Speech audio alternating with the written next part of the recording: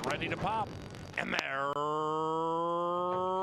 racing. Saturday began spectacularly for all six, specifically Cinco Majestic from the 4 spot. Fires out of the gate, takes the lead by a length and a half. Chromed Impulse was in there tightly, just to the inside of Empire's Best, and after that is Prince Rama. After that, we come back about 4 or 5 lengths to Palace Kitten. Palace Kitten is 8 lengths from the lead, and to the inside of Storm in Hong Kong. Into the far turn they travel. Cinco Majestic, Empire's Best, giving his best to the outside.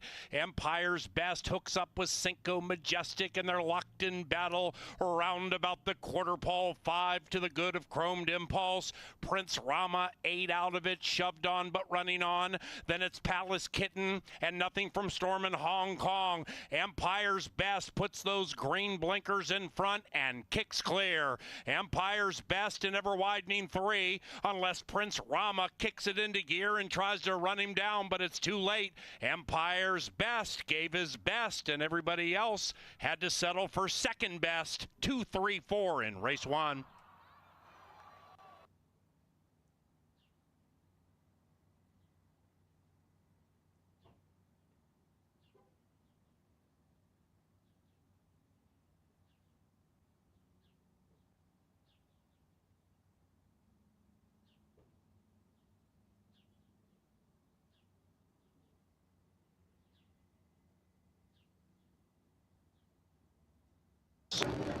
And they're racing. Slow beginning for Calzone at 10 to 1. Handsome Harry is being hustled by Fausto da Silva to secure the inside and the lead. However, Street Humor is faster, and with 7 furlongs to go, Street Humor boots clear a length and a half and is attempting to get down to the inside. About 4 lengths after that is Holiday Fantasy. 1.5 clear from No Longer a Hobby between them and Advancing, pulling the rider out of the saddle and to the inside of Calzone. Check. 5 Check. covered by 4 up the barn side. Reasonable pace. Street Humor the outside, Harry the inside. Handsome Harry puts the head in front to the inside with 4.5 to go. After that, Holiday Fantasy. Then it's No Longer a Hobby in the clear and still handheld. Calzone being shoved on, 6 out of it, and Handsome Harry's trying to win 2 in a row. Street Humor trying to win it with a Winnie. Then it's No Longer a Hobby, now taking third to the outside of Holiday Fantasy.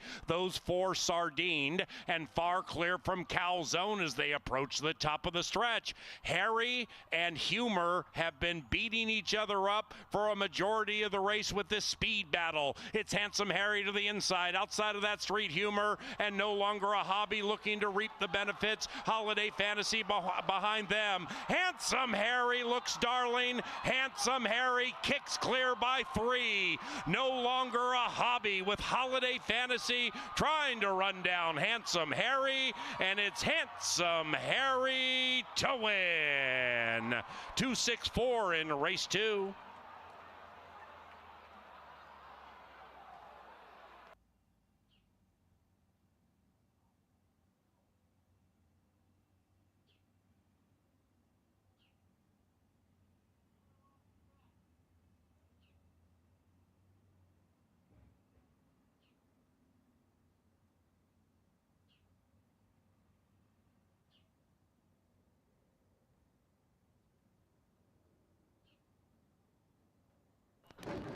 And they're racing. The firster, Easiest Pie, came out sweetly. So did Ellen Canto to the inside in 7 and 3, skirmish early. After that, we have Little Trouble watching it from 4 out as he goes on the retreat, and he's right next to Jimmy B. After that, we have Work Boots, who's doing the moonwalk. Then we come to Big Stetson beginning to rev up from 8 out of it, and Icon Do It is last, and in first is Ellen Canto. At 3.5 to 1, Ellen Canto leads it from the firster, easy as pie, and they've gone 7 clear from Big Stetson, who's running on. After that, it's Jimmy B and Little Trouble, and easy as pie cannot get by Ellen Canto. After that, Big Stetson trying to come up big, and Jimmy B on the inside. Ellen Canto's fast. Ellen Canto turns back the first-time starter and wins. Ellen Canto by 3. It's 3-6 and a tight photo for the show and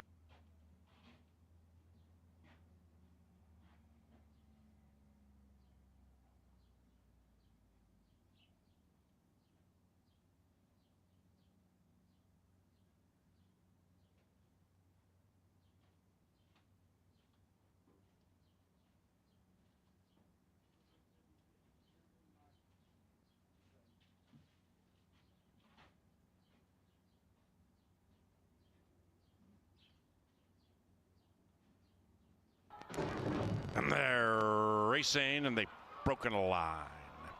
Peyton's Beauty shows speed at 2-1 from the 3 spot. So does Kava. Kava's the gray horse to the outside of Peyton's Beauty, and those two speed around 1-2 with 7 furlongs to run. After that, it is Miracle Minded advancing to the outside of the white horse, about 3 lengths behind Peyton's Beauty, who's loose on the lead. Then we come back to Pamila's Bet. That one is 4th and 5 lengths from the lead, about 2.5 to the good of Kentucky Starlet. And to the inside of that one is Drama Speaker. Up the barn side they go. Saturday at CBY, and with 4.5 furlongs to travel, Peyton's Beauty continues to call the shots. Peyton's Beauty leading it, approaching the far turn. Biding time in second is Miracle Minded. Kava's to the inside of that one. Kentucky Starlet is being pushed on, moving up a bit. 3 lengths clear from Pamila's Bet, and after that, nothing from Drama Speaker, now 10 lengths behind.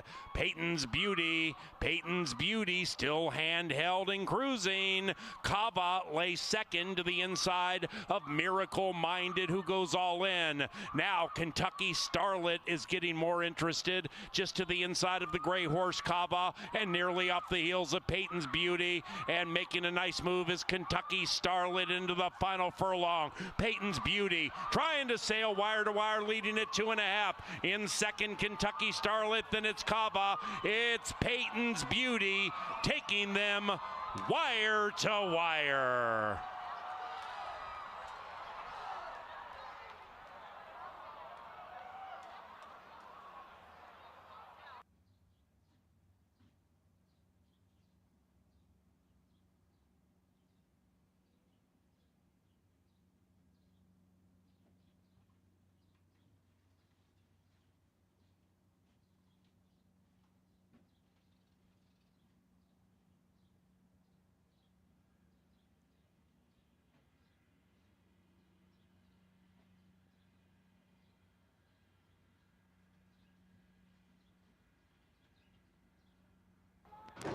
And you caught off guard is catching them off guard with this high end early speed, and caught off guard grabs the lead, tries to run away. Outside of that, DeGhost second off the layoff, right up there near the lead. And to the outside of Ramblin' Gamblin' Man, Commissioner Oscar watches the stablemate from 4 out of it. Keen to go to the outside of Ramblin' Gamblin' Man. Behind them, Waka Waka. And then we come to Gabriel's Legend. The long shot is 10 lengths rearmost. They head up the Canterbury Park barn side, chasing Caught Off Guard and Harry Hernandez. Caught Off Guard bumps that leading margin to 4. DeGhost now between them to the outside of Rambling Gamblin' Man, and to the inside of Commissioner Oscar. Now they're 3.5 lengths behind Caught Off Guard. After that, we have Waka Waka, 7, maybe 8 lengths from the lead, and about 2.5 clear from that 8, Gabriel's Legend. The field is separated by 9, and they're still chasing number 1. It is Caught Off Guard, DeGhost Doug Ghost comes popping out of the crowd, offering a challenge. Commissioner Oscar would have to win 2 in a row from 5 out of it. After that, Waka Waka. That's it for Ramblin' Gamblin' Man, who has gone broke and is overtaken by Gabriel's Legend, and they're coming home now. Caught off guard, attempting to fend the challenge of De Ghost. Caught off guard, 2.5. De Ghost giving absolutely everything he has, but his best is second best, because Caught Off Guard powerhouses that final 75 and wins.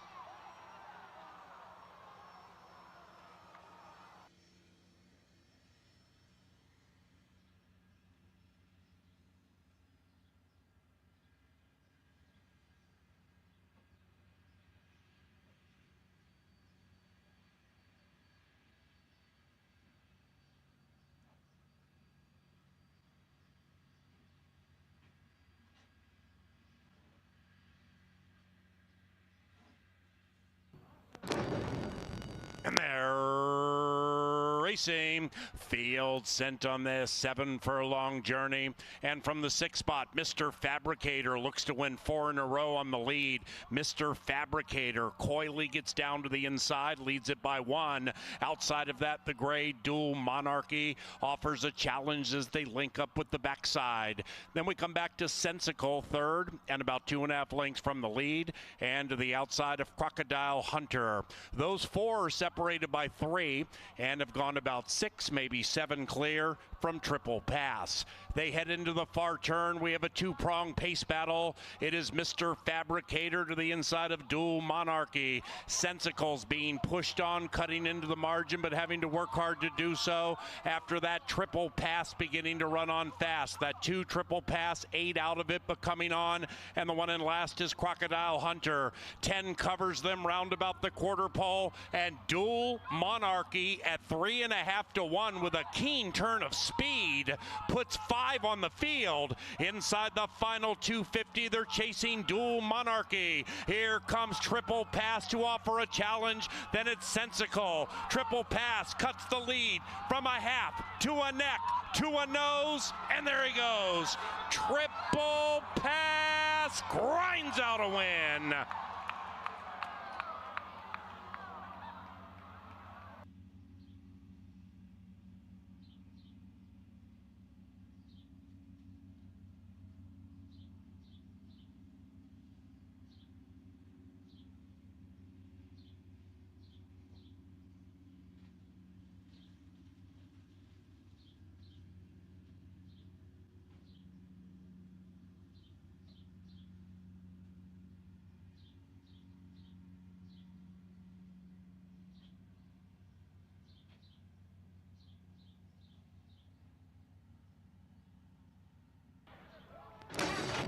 And they're racing. Gotta Try Mischief looking to win 2 in a row on the early lead. Hattie Bloom also with really good early speed. Gotta Try Mischief with a killer crossover.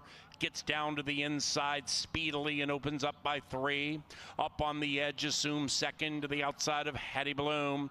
About 1.5 lengths behind Hattie Bloom is Mighty Maddie. Then we come to Extra Indy as they race in single file. Extra Indy is 7 lengths from the lead. After that is Skip Wine Yesterday, and skipping along in last is Smarty Be Good. Up the barn side in the penultimate, and Gotta Try Mischief leads it by 1. Up on the edge, keen to go in second, but Gotta Try Mischief wants no part of that 6, runs away by 2.5. Hattie Bloom's being pushed on, 7 out of it. Outside of that, Extra Indy beginning to run on to the outside of Mighty Maddie. Inside of that, Skip Wine Yesterday. Smarty Be Good would have to win 2 in a row from 17 out of it. They're approaching the top of the stretch, and Gotta Try Mischief at 18 to 1, trying to trigger a big upset. up on the edge is all over. Gotta try Mischief and takes the lead and runs away. Up on the edge at 9-5, quite edgy, running away by 4. Gotta try Mischief is next, then it's Hattie Bloom and Skip Wine Yesterday. It is up on the edge and Harry steamrolling to victory. Skip Wine Yesterday finishes second and Hattie Bloom was third.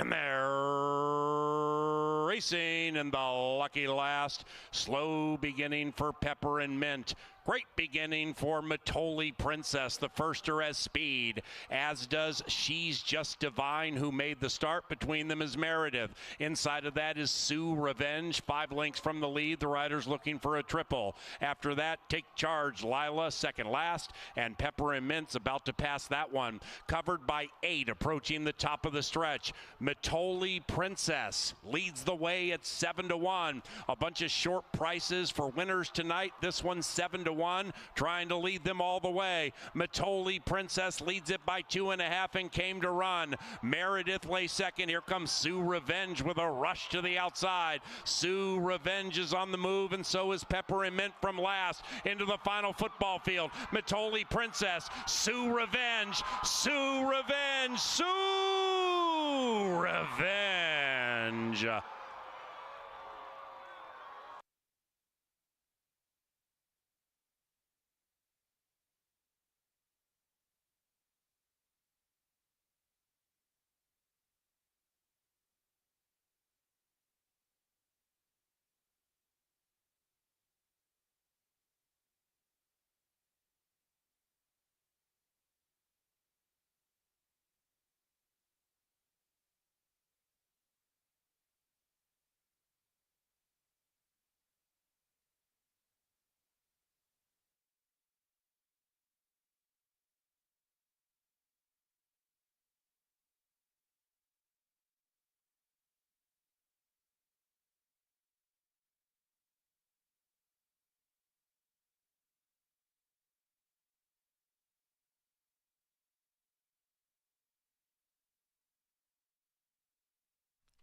Ladies and gentlemen, please rise as Miss Carrie Hensley leads us in our national anthem.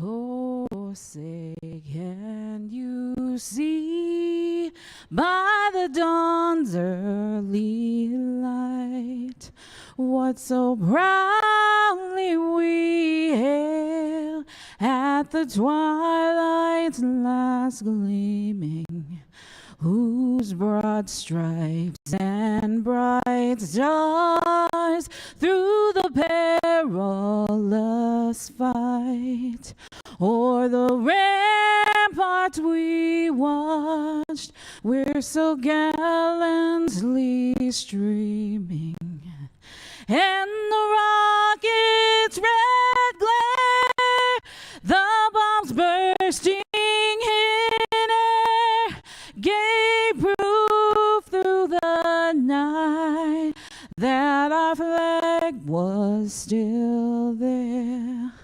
Oh, say does that star-spangled banner yet wave o'er the land of the free and the home of the brave?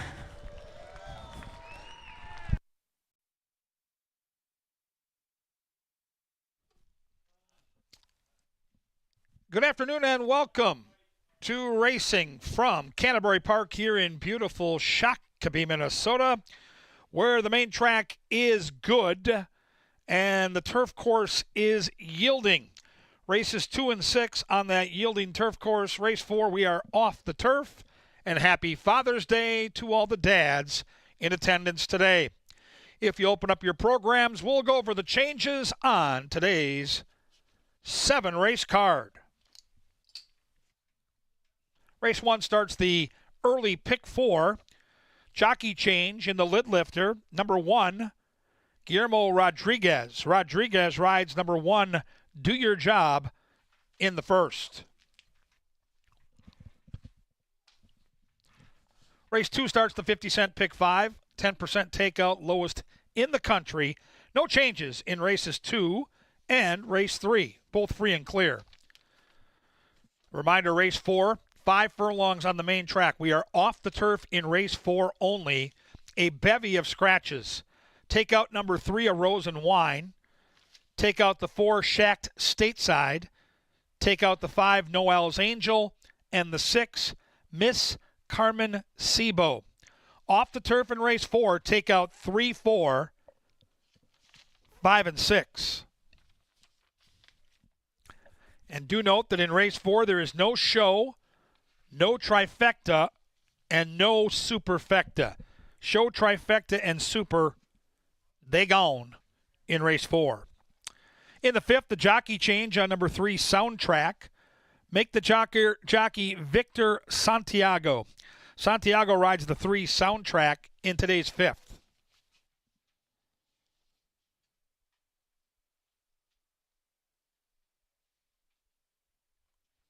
Race 6, Scratch 1, Midcat, 5, Superstar Swank, 7, 49er Gold, 9, Outlaw Run, and 10, Ben and Donner.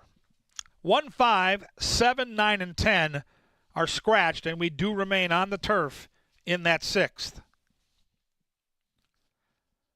The lucky last, race number 7, the jockey change. Back on race 6, number 11, ridden by Harry Hernandez. Race 6, number 11, Harry Hernandez. Now to the lucky last, race number 7, which after the kids in attendance here can run on the track. 50-yard dash after race 7. Take on number 1, Tomatodo. Number 1 is scratched in our 7th race this afternoon. Good and yielding, 2 and 6 on the turf. Race 4 off the turf. And a bevy of food trucks for your pleasure today on Father's Day. Right now into the TV studio, Angela Herman and our favorite daddy in the press box, Jeff Madej. Well, thank you, Kevin, and welcome to Canterbury Park. We're happy that you're spending your Father's Day here with us, whether you're on track or you're watching from afar. But it's a great day. It's always a successful day at the racetrack.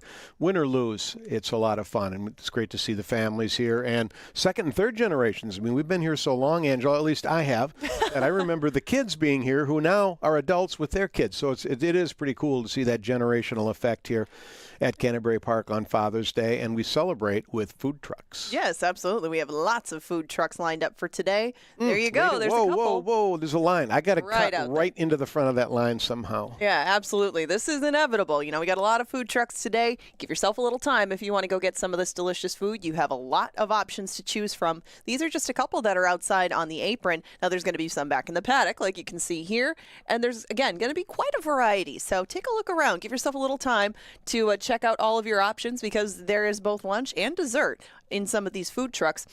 And they're going to be, again, in different parts of the facility. So Meatball Wagon, Teddy Gravelis, who on the Midwest Paddock Report blog, he gave that a thumbs up. Kenny's truck visited us once earlier in the meet, and big thumbs up. So that one you might want to check out. Of course, I endorse the Juicy Lucy at Matt's Bars food truck, and there's lots of other things as well. So we have to kind of, it's like a smorgasbord really on wheels is what it is. Exactly. So just know your options and take a little time, because those lines are probably going to be at a lot of them. Now, back to the racing side of things. Yes, The jockey standings. Harry Hernandez now 8 ahead of Fausto da Silva, but still on this list, I have, a couple of the riders getting a couple of wins today. I have Daniel Vergara on a couple of winners. That's what kind of colony this has been. And despite this, there are a lot of riders down there that have a lot of live mounts today, and we have such a big colony this year. It's really hard, even though Harry is winning as many races as he is. They've all been very well mounted through the early stages of the meet, and it's easy to bet on them because you can sometimes get them at a price. I agree. There's a very, very high-quality jockey colony here at Canterbury this year, and that's great to see because it makes betting a lot more fun. You can't pitch a horse because of the rider in this colony. And happy Father's Day to the fathers in that jockey's colony. Now moving over to the trainer side of things. Jose Silva, we're going to talk about him a little bit later. He is 3 ahead of both Tim Padilla and Mac Robertson. He has a lot of horses in today, a few in the last, and one that Kevin and I both like. He has been firing a lot of runners, as you can see, a lot of starts to go along with those 9 wins, and it has been working. I think that he might end the day, a Father's Day, a winner. We all have that horse in the last, and that's going to be your angle, I think. So you'll be giving that one out later on. Top secret stuff. Hush. Of course, we are, as Kevin mentioned, race 4 is off the turf. Races 2 and 6, they're on the turf. Here's our live racing schedule, which includes Wednesday racing this week. We started last week with Wednesdays. We are racing again on Wednesday at 5 o'clock.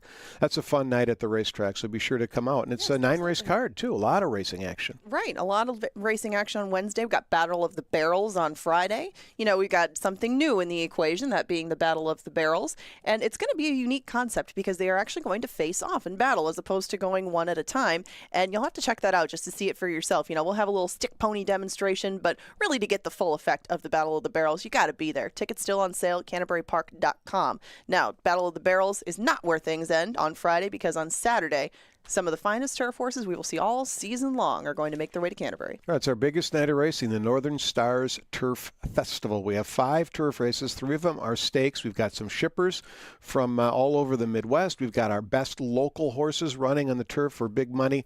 It's a fun night. It all starts at 5 o'clock. There's a lot of action. And if you want to get past performances, actually, you can go to bristnet.com right now and get them. So for each and every racing day, but start your handicapping now because I think it's a pretty deep card. It is, definitely. And it looks like things are shaping up, at least from a forecast perspective, trying to keep those races on the turf and get some of those horses from around the country to come run on our grass course. But, if Saturday isn't enough action, we got Wednesday, we got Friday, we got Saturday, Sunday.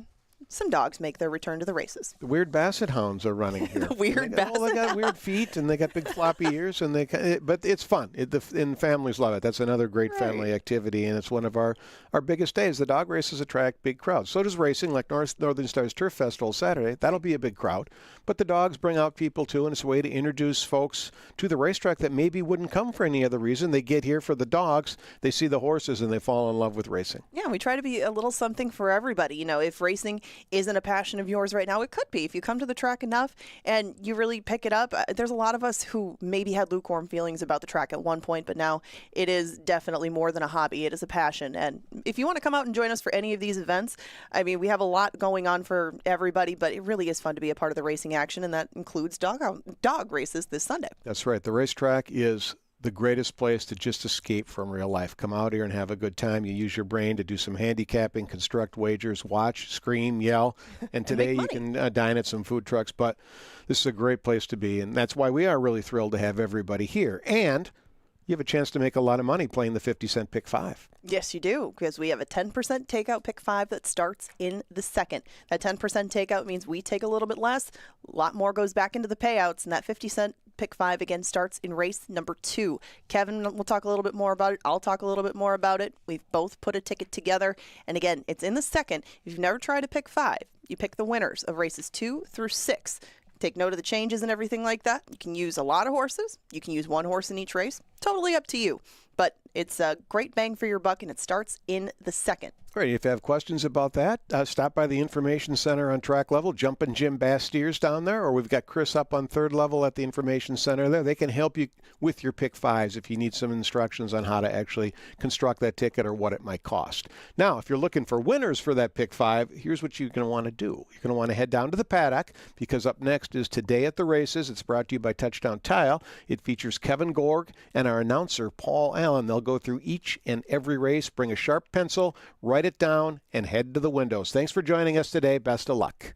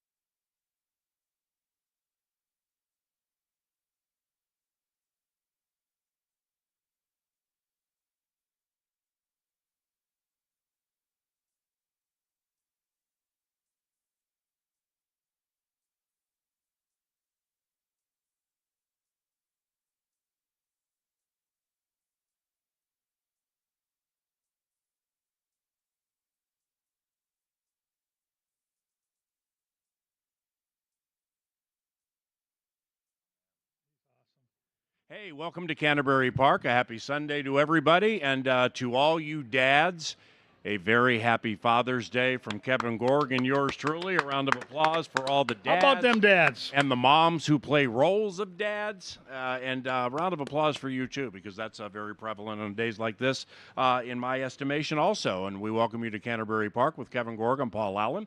On behalf of our television department, we have 7 races we're going to be looking at momentarily. That's going to take place, about 34 minutes from now. What is taking place right now are a lot of food trucks with a lot of good food. You like food trucks, don't you? I love food trucks, and there's a great amount of options. I just saw one of the press box crew went over to Matt's out by the finish line. They've got the Juicy Lucy, fries and a burger. Sounds delicious. All kinds of options, all kinds of backgrounds with ethnicity as far as what kind of food you like. Try them out. They're spectacular. And, of course, we've got our regulars here with the subs and the pizza and all the wonder of it all. And by the way, today it's kind of an oxymoron for people like Kevin and I, in that it's a great bad day. All right, and Yep. Here's the way to describe it. Because I don't know if I'll be making many win bets today. Depends on what the odds are. But see, Kevin and I are here every single racing day. So we have every single pick 5, pick 4, pick 3, Dr. Dan late double, win spotty to make every single day. But cards end up being different every single day because of scratches. Now, for those who are here every single day, we're able to look at race after race after race and be like, you know what, I'm just going to go ahead and wait for some more value down the road. That's kind of the quasi-negative portion of the equation with all the scratches today. So what's good for you? We recognize that many of you are here for the first time this season. This may be the only time you come back. You come to Canterbury, and you want to bet probable winners, which means short price horses, which means horses that are close to favored. I think the biggest price we had yesterday was like 7-2. Yep. Is that accurate? Yeah. So with the field smaller today, one of the races is off the turf. The big turf race is still on the turf, but now we're down to 5. We do anticipate a fair amount of favorites doing incredibly well today. Do you see it that way? I do, and I think for us that are here every day, you pick and choose your spots, and I've got a really strong opinion, but I'll have to wait until race 7 to get there. I think the pick 4s and pick 5s are going to be light, so if you have a strong opinion within those pick 4 and 5s, you don't have to just bet a 50-cent version. You can do a $2 or $3 version and have a couple singles along the way, and then if it pays $60 and you have it 7 or 8 times, you still have a wonderful day at the track. So there are different ways to attack in this day and age, but I do have a strong opinion late in the card that likely won't be the favorite, and I think as you kind of plug along with race by race, see if there are some trends to watch. Last night, speed was king on our main track. It did very, very well. Keep an eye on that trend. How will the yielding turf course play? Maybe you have an angle there. Even though the fields are small, you can still make money today, and you've got a lot of different ways to do it. I love that idea. For instance, in the first race, Kevin and I both are on number 3, Further Evidence. Now, the rider, Harry Hernandez, the leading rider, won 3 times yesterday, and this is going to be a heavy favorite we both like to win. So, like for me in the second race, my top pick is number 2, Northern Angel, and my second pick is number 3, Factor That, who's Kevin's top pick. So, if you look at like the double from races 1 to 2, 3 and either 2 or 3 and 3, and you see they're paying like $7 or $8. All right, so you're like, all right, I'm out on that. Well, if you play a $10 double, it costs you $20. 3 with boom and boom or whatever. Yep. And you hit that sucker 10 times, now you've put 20 in to maybe get 80, 90, or 100, or maybe even a little more. That's a great suggestion. Yeah, you'd have opinions on favorites, but you've got to again have a budget when you come in and know how you're going to spread it out. Don't just get locked into playing the same way every day. This is not a day, I believe, where the 50-cent payoffs are going to be huge. So you change the way you structure your tickets. And hey, Gary and Tina are here from the neighborhood. Always fun to see them. Welcome, guys. And it's just a great day. Like, you're going to have fun today because you're going to pick winners. You're going to have your favorite jockey in that winner's circle, and you're going to make money. And we're going to try to help you do that. So with many already feasting on the food trucks on Father's Day, we're going to try to feast on this card and see what we can give out. Race number 1, main track is good. Turf is yielding. 2 of the races are on the turf. 1 is off. We'll get to that momentarily. Number 1, Do Your Job, is picked up by Guillermo Rodriguez. That's the new rider. Guillermo Rodriguez rides number 1. 3, 4, 5 for me. Kevin likes number 3, Further Evidence with Harry. How's that one going to win? Well, he's on a class drop. He's been facing better competition. You get the top jockey, Harry Hernandez, here at Canterbury. And even though the track last night was playing to speed, I think he'll keep this horse just a little bit closer to the front end. I don't have the 6 in my top 3, but if you want to make a case for the 6, I'm here to listen, because Bucking Again might get loose. And if this track once again is favoring horses on the front, that horse will be 4, 5, 6 to 1. So 3 is the most likely winner by far. And for now, I go 3, 5, and 4. But I'm going to take a sneaky peek at the 6 and maybe tie him into a small pick 4 just in case that speed's holding. 3, 4, 5 for me in the first race. If I were to use 2 of them, I would use Further Evidence, who did run here at Canterbury, but on the turf. Kevin talked about the class drop. That makes a big difference in this race. But likewise for number 4, Buttermaker, who I think may be the 3rd, maybe 4th choice in this race at like 4, 4.5 to 1, something like that. But we also have a class drop here, and this one has won 2 of the last 4 against similar competition. Further Evidence has been facing at Turf Paradise. So number 4 right now is 3.5 to 1. I would need a little more than that to do doubles from the 4, but Further Evidence should be very tough here. 3, 4, and 5. So now we go to the second race, and this one is on the turf course. It is listed as a yielding. Very curious to see how this plays. 6 Battle here. 2, 3, 4 for me. 2, 3, 4 for me. Kevin likes Factor That. Yeah, I think this Northern Angel is the horse to beat. North Star Stables, dear friends of ours. Cam does a wonderful job. I didn't like her last race, and I know she was chasing some decent splits, but she packed it in early. They take the blinkers off. Maybe she can relax a little bit more. Factor That is an interesting horse. I don't know that they're going to bet her. She raced on a yielding turf course here last summer and ran pretty darn well, and I think she gets loose. And if she can get loose here and control the pace, I'm going to trust Gonzalez to do the dirty work now and settle down and let those fractions be mild. I'll take her at 4 to 1. I think she's going to be loose. I think they're going to overbet the 2. Yep. I go 3, 2, and 4. Excellent point, because with this turf course, and here in the Shakopee area, over the last 3 days, we've gotten well over 2 inches of rain, and we have some big turf races coming up next week, some stakes races 6 days from today. So I'm curious to see how this course is going to play. I would tend to fall the way Kevin has, that if you get the lead, you get clear and you're relaxed. You're going to get these horses top of the stretch charging in, and the riders shooting ducks and just going full throttle on them. But there may be some wheel spinning on the wet course when you're trying to close fast. So Harry Hernandez is riding a filly here who has been on the early lead, generally speaking, seems to do okay coming from right off of it. But I bet you Harry guns on this one, and we'll see what happens with Northern Angel, who I agree, I think will be over bet.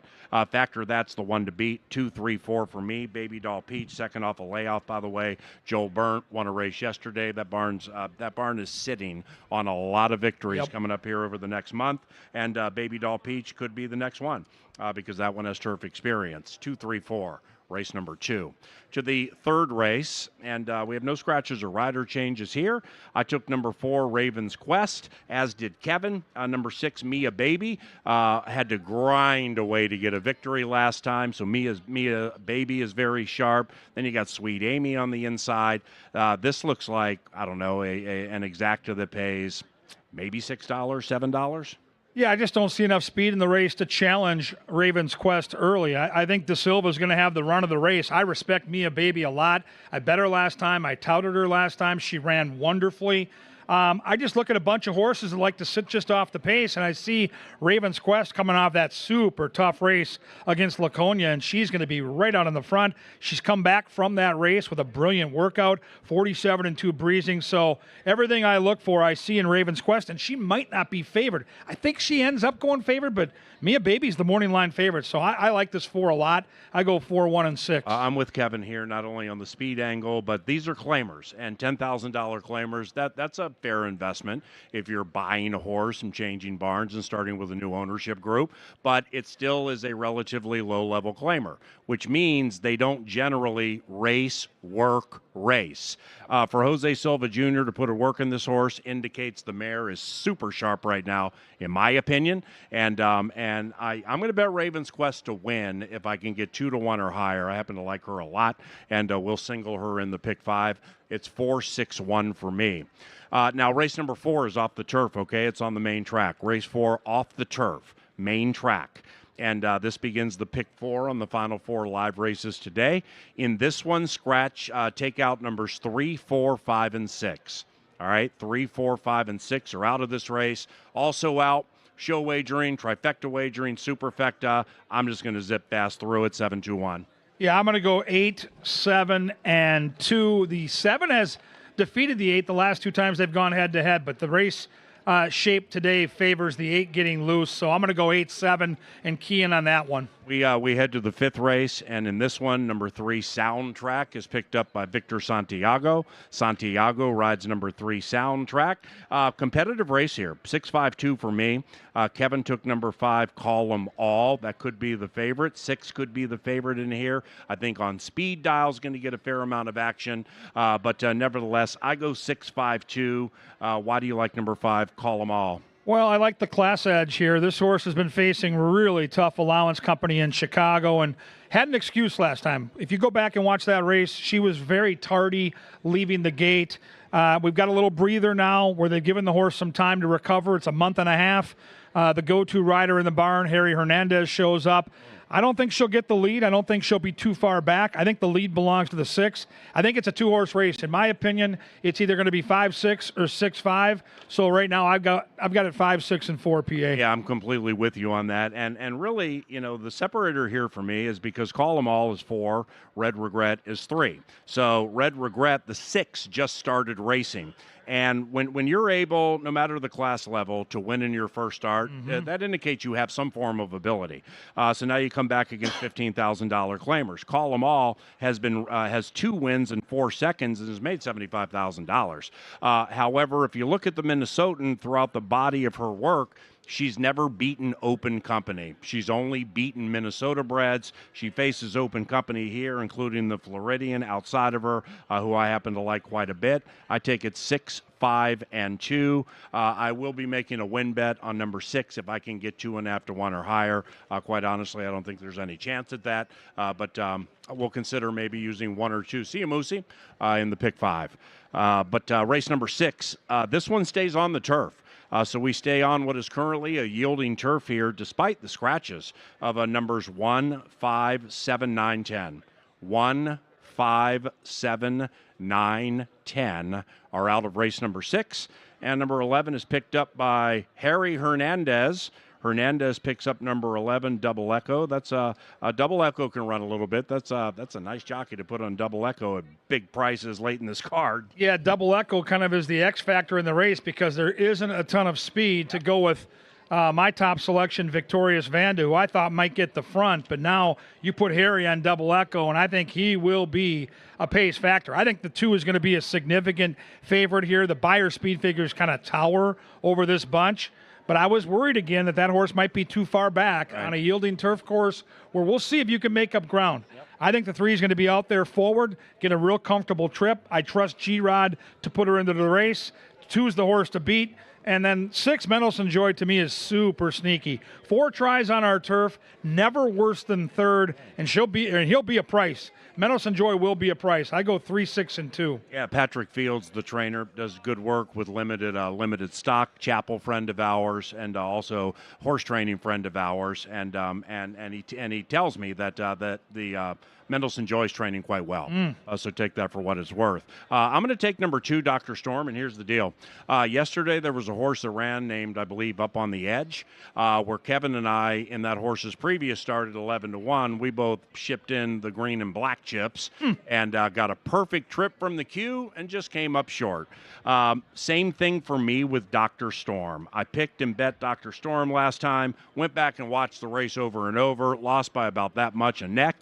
Perfect ride by Eddie G. I mean, a perfect ride, just a steady, slow, grinding gain, kind of like Up on the Edge last time. And I think Dr. Storm against this field is going to do the same thing. So yesterday might have been the wedding. Today might be the funeral on Father's Day. But nevertheless, I'm going to come in on number 2, Dr. Storm. I take Victoria's Van to second for all the reasons Kevin just laid out. Classy Empire third. But number 2, Dr. Storm is my top pick. The 7th race, final live race today on the main track, scratch number 1, Toma Todo. So we're relegated to 5. The selections here, 3, 4, 6 for me. Yeah, the 3, Mr. Who, is going to be a handful. 24 of his 61 lifetime races, he's been inside the top 2 placings for the exacta. He comes off a 93 speed figure, winning at 10-1 last time out. He's going to be tough, no doubt about it. But I think Unified Dreams is going to get the trip of all trips. Outside, attack post. I think a perfect small field where he can kind of pick and choose. And I love the way, PA, this horse won last time. Erica Murray gave that horse a great ride, but this horse just powerhoused through the stretch and opened up 3 late, which tells me he's sharp right now and he can do it in back-to-back fashion. 6-3-5 for me. Now the 7th race, given it's Father's Day, is a race that my son Derek, Yes. who's 24 years of age, and yours truly, we call it together from the winner's circle. In 2018, when he was 18, he came up to me and said, Dad, can my Father's Day gift be co-calling a race with you at Canterbury? So we started in 2018. We do them from the winner's circle. I started. He does part. I do part. Head on down to the winner's circle and take that in and support the young man if you get the opportunity. That'll be race number 7.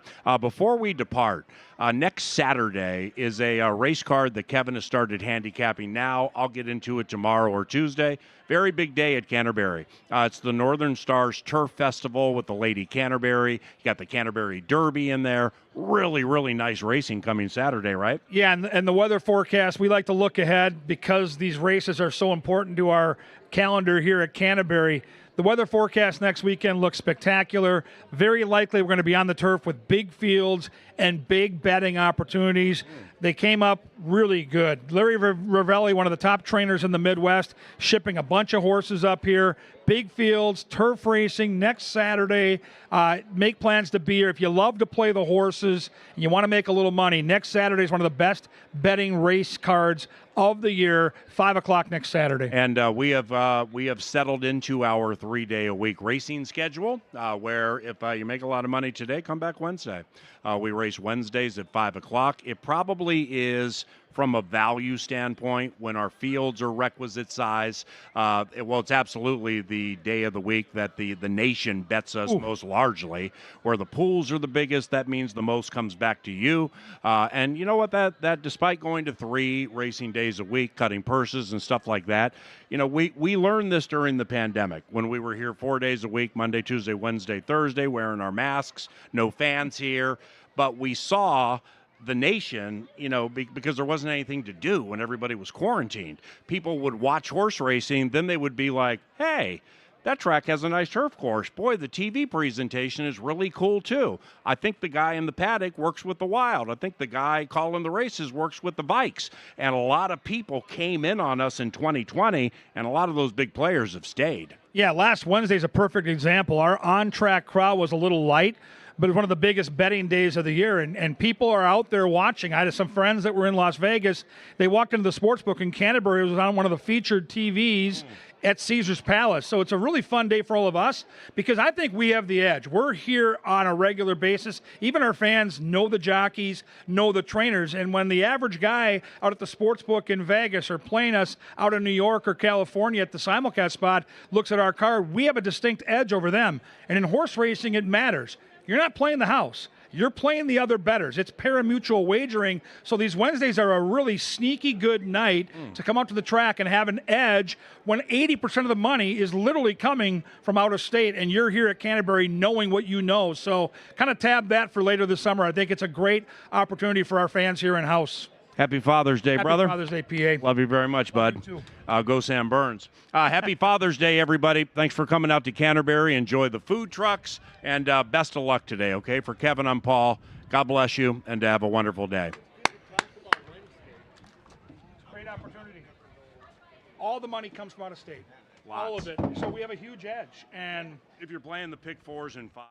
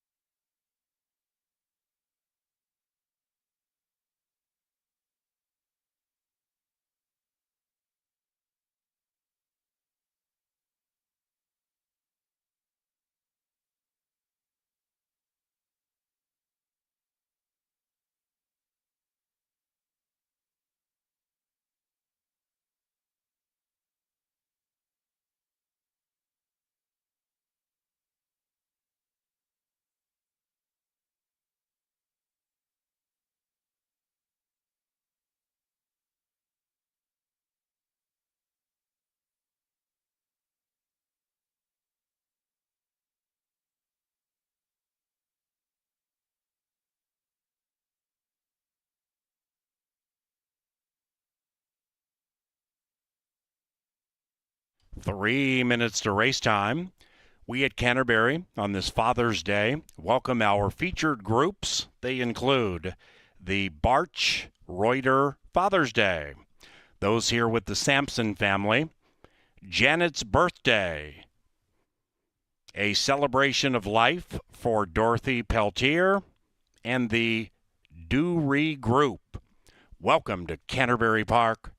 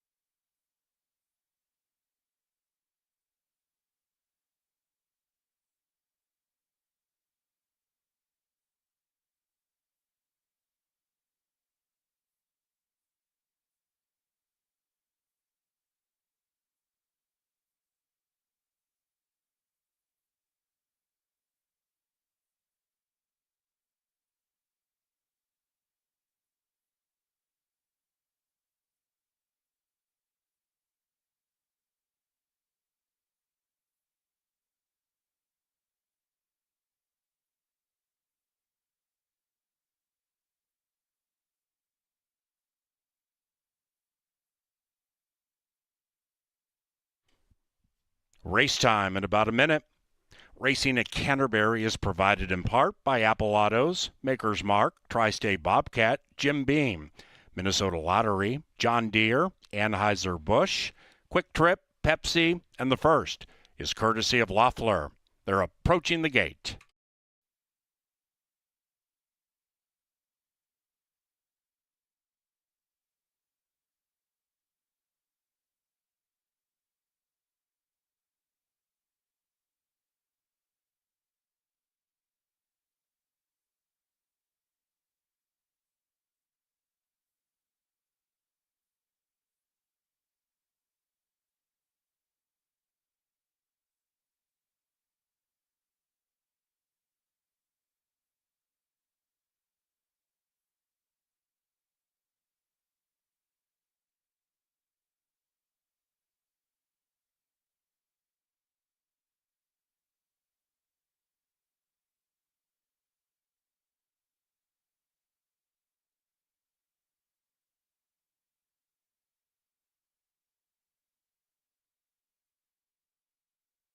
And the horses have reached the starting gate. It's a race time for the first Father's Day at Canterbury Park. And a happy Father's Day to all of you on track in Shakopee, Minnesota, and those of you taking in the signal nationwide. Happy Father's Day to you. Good main track, yielding turf for two of them. Race 4 is off the turf. Pick 5 wagers begin in race 2, just 50 cents, with a nation low 10% takeout in the Canterbury Park Pick 5. And that's every live racing day. Majestic Kraken, with encouragement, edging forward. Now further evidence. That is the 6-5 favorite. The rider Harry Hernandez won 3 times last night. He has 5 victories this week. Here is Bucking again, last in line. And they're racing, and Father's Day began spectacularly for all 6 in the first at Canterbury Park, and Buttermaker is looking to win 2 in a row on the early lead. Buttermaker, handheld by Lopez, leads it by 1. Lemon Meringue is next in second. Outside of that one is Bucking again. Then we come to further evidence. This one is advancing. Further evidence, the favorite, the 3, moves up to third to the inside of the Lemon Meringue. Do Your Job, 4 lengths from the front, and Majestic Kraken at 30-1, quite prominent, advancing a bit, about 5 lengths out of it. The 6 now are covered by 6, and they're still chasing the Butter. It's Buttermaker trying to come up silky smooth in the first on Father's Day. Lemon Meringue offers a challenge to the outside. Lopez gets busy on Buttermaker. Outside of that, Lemon Meringue, and this one's 2.5-1. Further evidence as the blue blinkers beginning to take off, and the long shot Majestic Kraken is next. It is Lemon Meringue. Here comes further evidence at 3-5. 3 and 5 to the line together. Lemon Meringue and further evidence in a tight one to begin Father's Day festivities.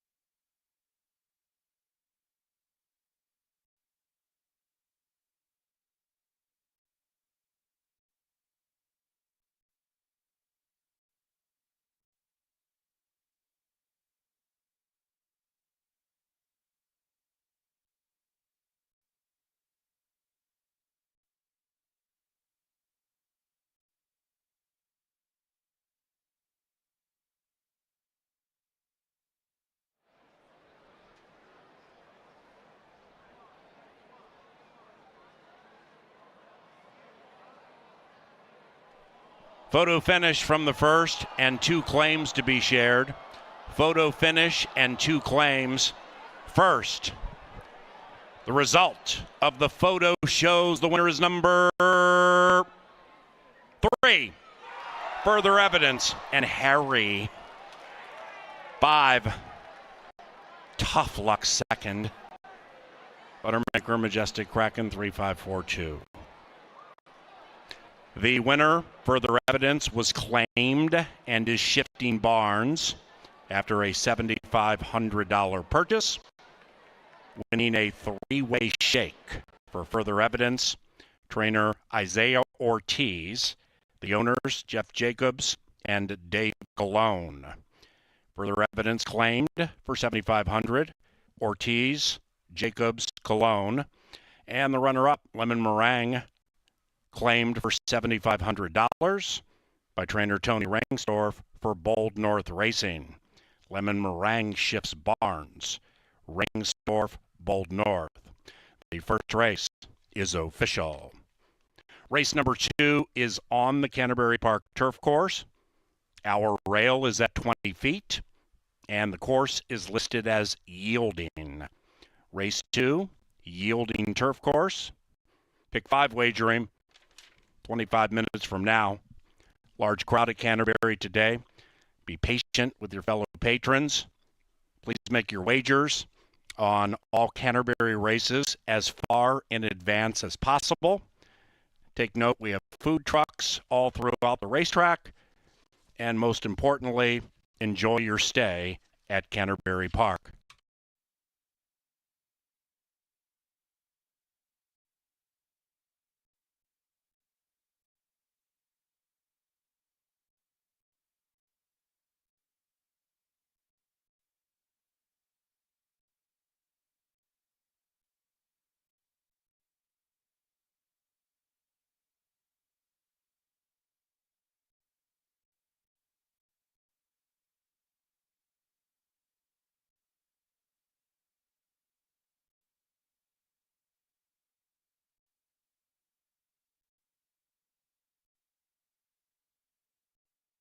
Now entering the winner's circle, number 3, Further Evidence, and jockey Harry Hernandez.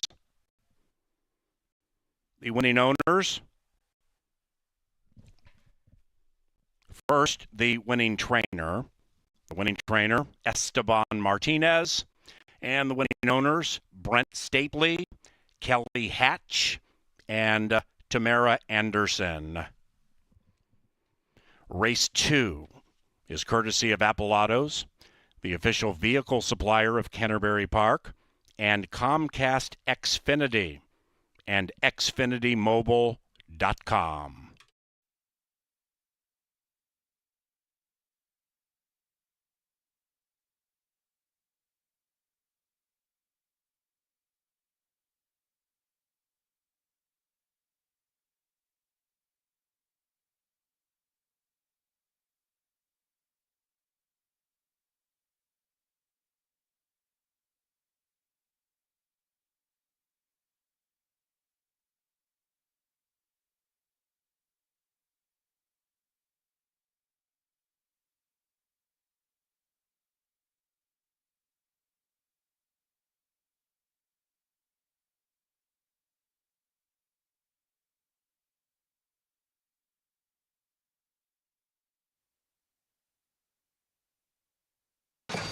And they're racing, and Father's Day began spectacularly for all 6 in the first at Canterbury Park, and Buttermaker is looking to win 2 in a row in the early lead.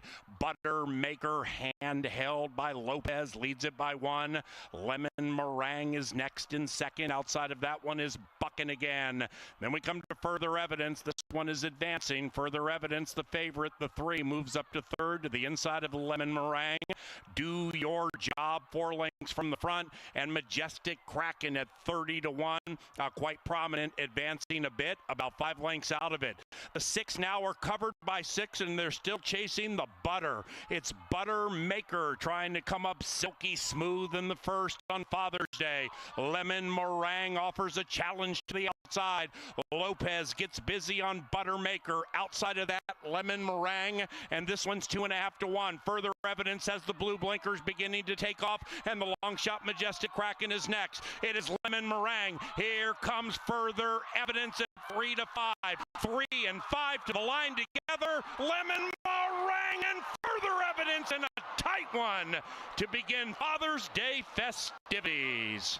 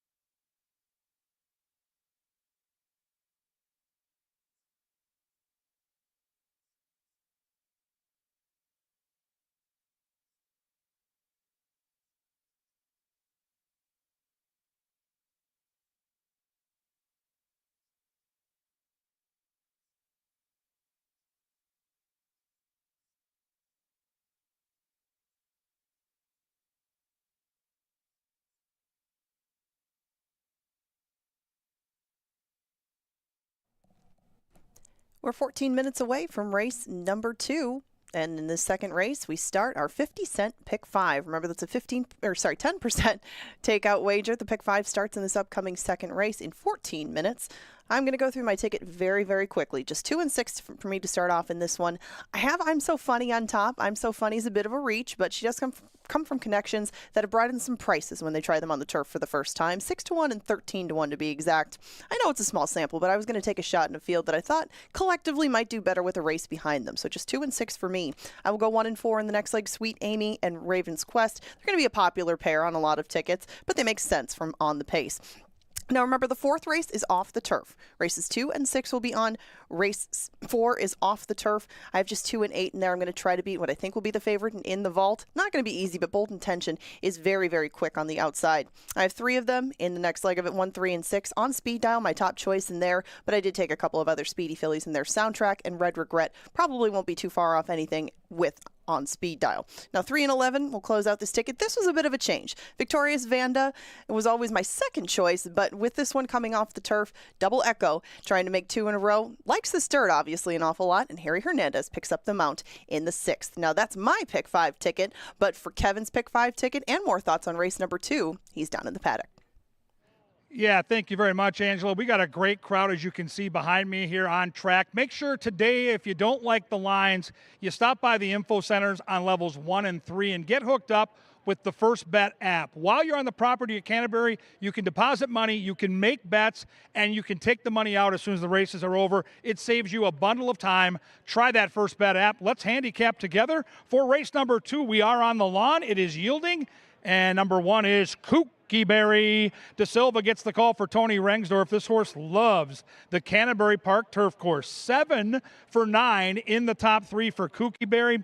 Inside post, a big advantage. The only question mark I had was the layoff. She hasn't been seen in a race since late September. The workouts are there. The barn is awesome, and she looks good physically down here. It's kind of a steamy day down here in the paddock. The wind kind of gets filtered away, and she looks great. She's on the muscle. She hasn't raced in a little while, but I think she's been training great. Keep an eye on Berry. Here's the horse to beat, number 2. She's a gritty thing, too. It's Northern Angel. Man, she tries hard every single time out. Dirt, turf, short, long. What a versatile horse to have. And jockey Harry Hernandez is so very good, and he's here, so she's going to be a handful. I think she shows a little more pace today. I think she'll be prominent early. They take the blinkers off. She did not look comfortable in the blinkers last time. I would expect marked improvement here today for trainer Cody Rosine. I'm going to try a little flyer here. I'm going to try for an upset. I'm going to try number 3, Factor That. Gonzalez gets the call for Tony Rengsdorf, and I saw a little versatility last time. And I'm going to take the bait because this horse had been a confirmed front runner for most of her career, but she showed last time that she can close up a little ground. 10-horse field, she finished 4th, and she did so picking off runners in the late stages. I went back and watched that replay. I was super impressed because in a race like this, she might not be given the front. She may have to pass horses, and she showed me last time that she can. I'm going to try Factor That at 4-1. Number 4 is Speedy. Her name is Baby Doll Peach. Rodriguez gets the call for Joel Burnt. Never worse than 3rd on the Canterbury turf. 5 for 5, and boy, the 4-horse looks unbelievably good in the paddock. Joel Burnt's got this horse on the muscle. In my opinion, the best looking horse in the paddock. That is a gorgeous specimen. That's Baby Doll Peach. Don't forget about the 5 Empress Lorraine. Carlo Lopez for Gabriel Silva. Didn't fire last time, but that was on the main track. I like the switch back to the turf. And number 6 is I'm So Funny. And I guess the question mark here is the turf. This horse kind of proven on the dirt. Last time out, didn't fire against Allowance Company. You get Vergara for Westerman, and that barn does tend to pop up once in a while at a big price. A 6-pack going 7.5 on a yielding turf course. These are Minnesota breds racing for nearly $30,000. Who do you like? Get in line early, get the food trucks cooking, get those bets cashing. It's race 2, and it's coming up and coming at you next.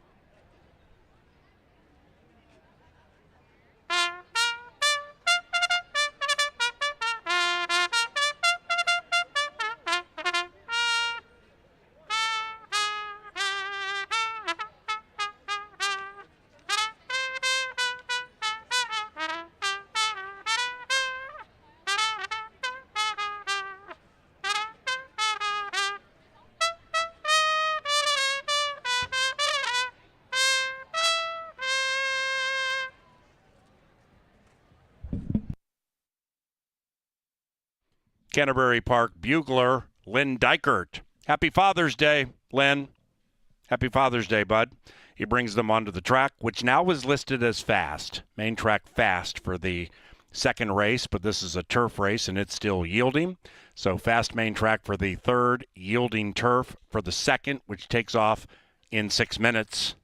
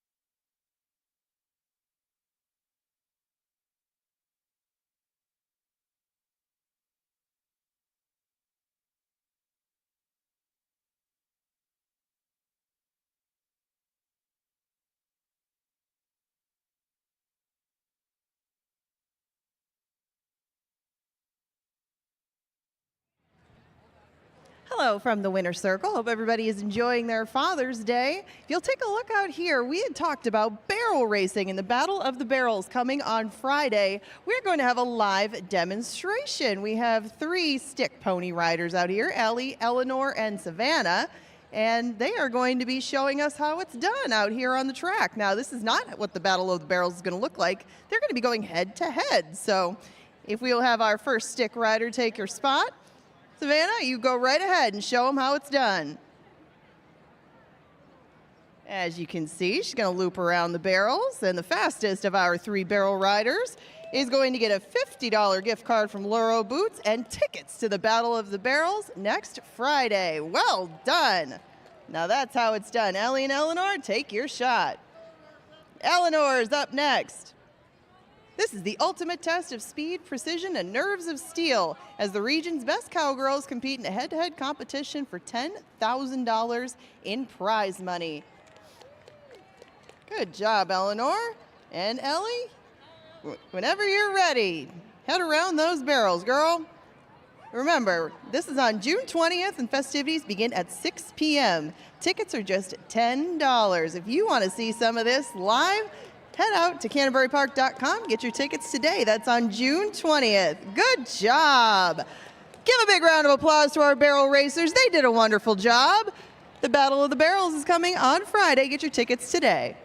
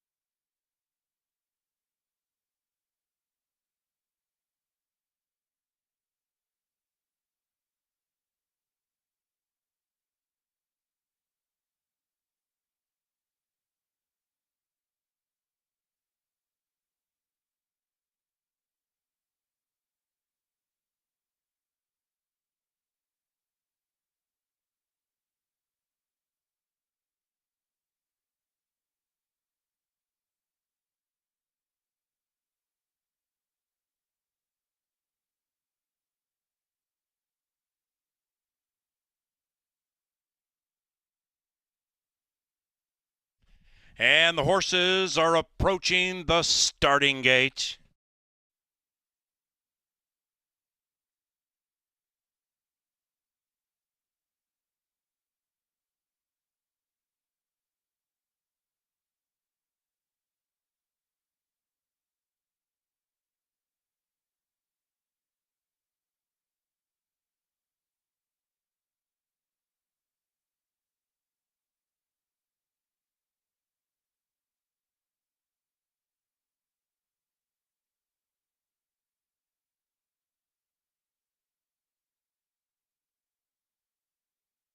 They're at the starting gate, and it's post time for the Father's Day second. Northern Angel, even money. Kooky Berry, 3.5 to 1. Kooky Berry, Northern Angel, in. Baby Doll Peach, in. Empress Lorraine, in. To back. After that, and it's so funny. A cast of Minnesotans for a nice purse. Race number 2, horses yielding.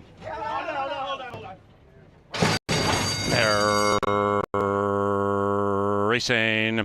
Factor That wants to be the early speed. Likewise for Baby Doll Peach, and 3 and 4 go 1-2 on the early lead. And as they negotiate the first turn, said duo is joined by Empress Lorraine. Behind them, Kooky Berry, about 3 lengths from the front. After that, it's Make That I'm So Funny. And Northern Angel, the 3 to 5 favorite, with the jock trying to sweep the double, 10 lengths out of it. Up the barn side they go, and it's Factor That showing the way. Factor That by a half. In second, Baby Doll Peach, a half. Then it's Empress Lorraine, 3.5. Kooky Berry tries to win 2 in a row from 5 out of it. Then it's Northern Angel out of last and on the move. And I'm So Funny relegated to the rear as Factor That cuts clear. Factor That threatening to run away on the yielding going. Factor That and Leandro Gonsalves open up by 2. Baby Doll Peach ships all in. After that is Kooky Berry, I'm So Funny, and Northern Angel running on. And they're still about 6-7 lengths from the lead. Empress Lorraine goes back to last. And still in first, Factor That, the early speed. Factor That says Factor This. But here comes Kooky Berry with the rush. Kooky Berry with the big move on the outside, and Northern Angel spreads the wings to the inside. 125 to go. It's AC Doocy. Kooky Berry 2 to 1. Northern Angel 3 to 5. Kooky Berry has won 2 in a row.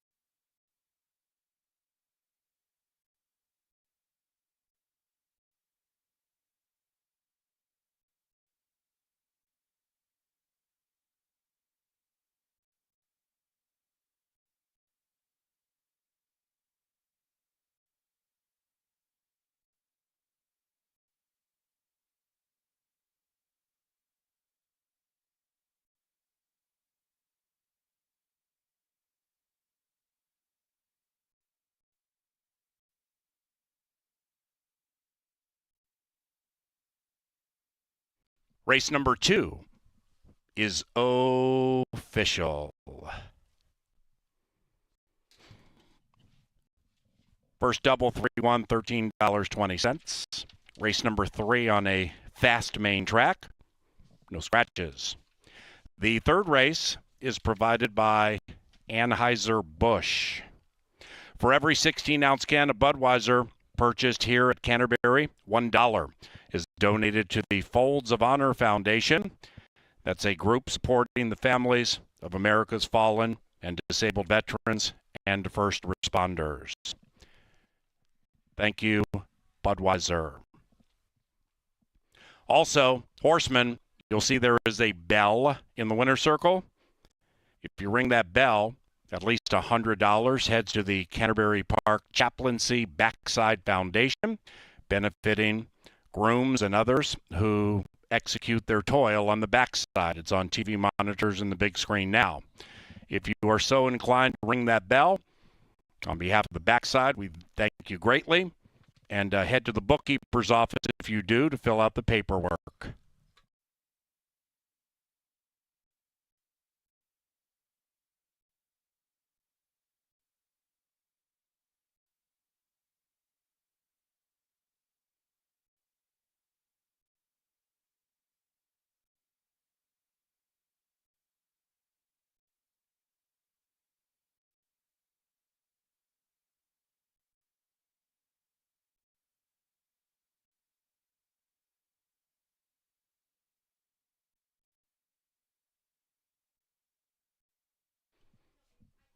Now, with that long, stylish walk up to the winner's circle, here comes Kooky Berry and Fausto da Silva.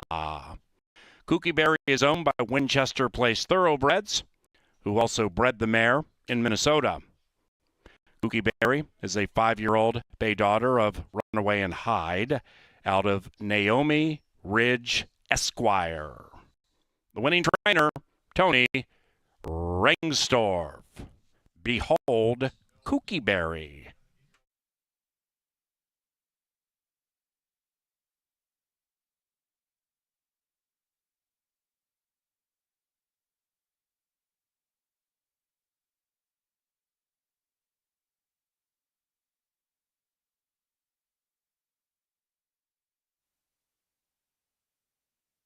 We have a bell ringer, Tony Rengstorff.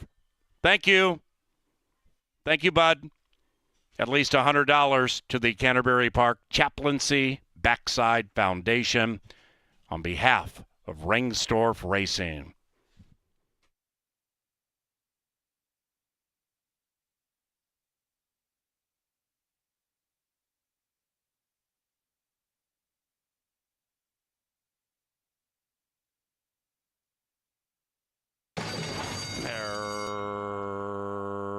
Racing. Factor That wants to be the early speed. Likewise for Baby Doll Peach, and 3 and 4 go 1-2 on the early lead. And as they negotiate the first turn, said duo is joined by Empress Lorraine. Behind them, Kooky Berry about 3 lengths from the front. After that, it's Make That I'm So Funny and Northern Angel, the 3-5 favorite, with the jock trying to sweep the double, 10 lengths out of it. Up the barn side they go, and it's Factor That showing the way. Factor That by a half. In second, Baby Doll Peach, a half. Then it's Empress Lorraine, 3.5. Kooky Berry tries to win 2 in a row from 5 out of it. Then it's Northern Angel out of last and on the move. And I'm So Funny relegated to the rear as Factor That cuts clear. Factor That threatening to run away on the yielding going. Factor That and Leandro Gonsalves open up by 2. Baby Doll Peach ships all in. After that is Kooky Berry, I'm So Funny, and Northern Angel running on. And they're still about 6-7 lengths from the lead. Empress Lorraine goes back to last. And still in first, Factor That, the early speed. Factor That says Factor This. But here comes Kooky Berry with the rush. Kooky Berry with a big move on the outside, and Northern Angel spreads the wings to the inside. 1:25 to go. It's AC Doocy. Kooky Berry 2-1. Northern Angel 3-5. Kooky Berry has won 2 in a row.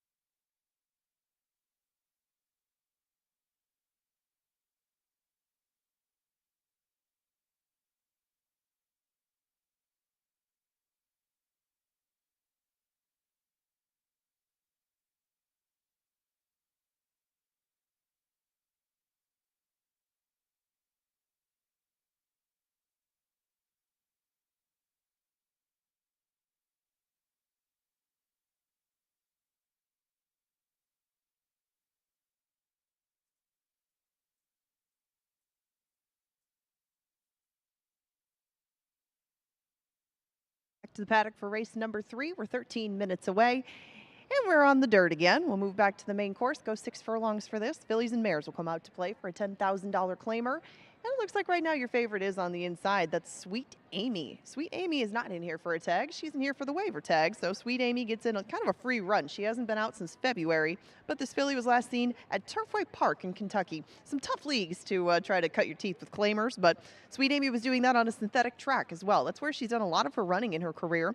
Now she'll go to the dirt. The last time that she did it, she was at Churchill Downs. I know, it's so funny. Ellis Park was the other place where she tried the main track, but she did so at a mile. She showed more speed that day, but she hasn't shown much speed around one turn. That was my only qualm with Sweet Amy, because speed has been so good on our main track, but those 2 works that she just put in were very, very quick. They were very fast half miles. They both garnered bullet status for the morning, so I would expect more speed out of her than she probably showed there, but the price at 9 to 5, not that appealing. Sicilian Grandma right next door probably should be coming from off the pace as she is cutting back in distance. This one has been going around 2 turns for the most part lately, both here and at Oaklawn Park, but she was on the turf last time, so let's give her another shot on our main track, which she hasn't sampled yet, but she has a very good record lifetime. Miss Gold right next door hasn't run since September. Tony Ringstorff tries to put 2 wins back to back, and I thought that this one just might need more ground, might need the race, and heck, she might even need turf, but that hasn't been the most productive surface for her thus far. I was just going to get her one to get her year started, and that starts today at 7 to 1. 5 to 2 is the price on mine, Kevin and Paul's choice of Raven's Quest.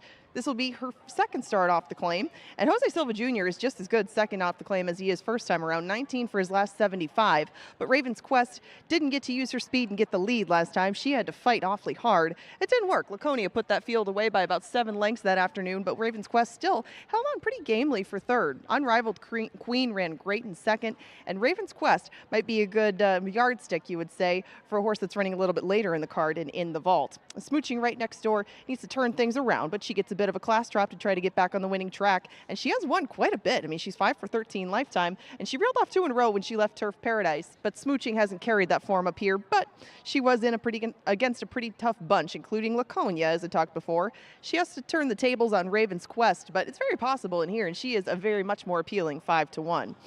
Mia Baby on the outside. She tries to get 2 in a row, and last time she just got up by a neck. Well-timed ride by Kelsey Haar, who will be back in the saddle for her second start of 2025. She did do that with a good pace to chase, but I wouldn't be surprised if she sees the same sort of scenario today. It's just the way that the track has been playing. She will have to maybe get a little bit more of a jump than she did last time, but Mia Baby still likes this course an awful lot. She's only missed the board once, and if you were looking for a horse from off the pace, she fits the bill at 7 to 2. You have 10 minutes to bet the third race if you want to. Win, play, show, exactas, tries, supers, doubles, and pick threes are available in this bunch of 6 ladies, and they head to the track now with 10 minutes to post. Stay tuned. The power play is coming up next from Kevin Gord.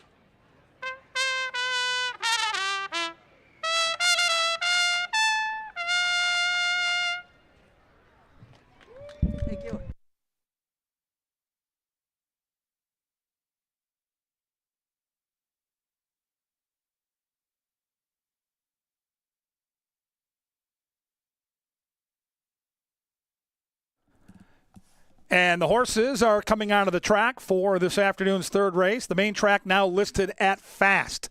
The main track is fast. Remember, race 4 is off the turf.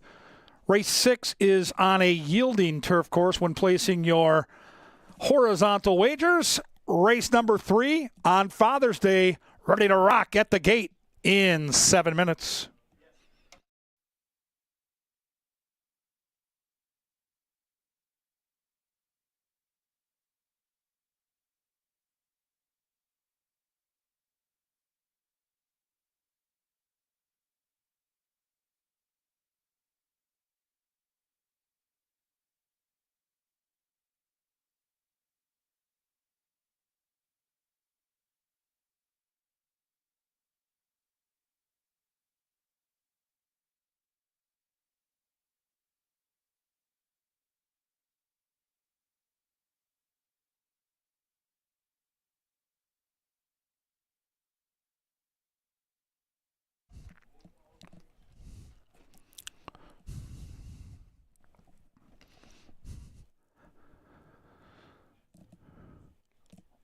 Welcome upstairs to the prestigious Pressbox TV studio. Thank you to Tri-State Bobcat for their sponsorship of our Power Play.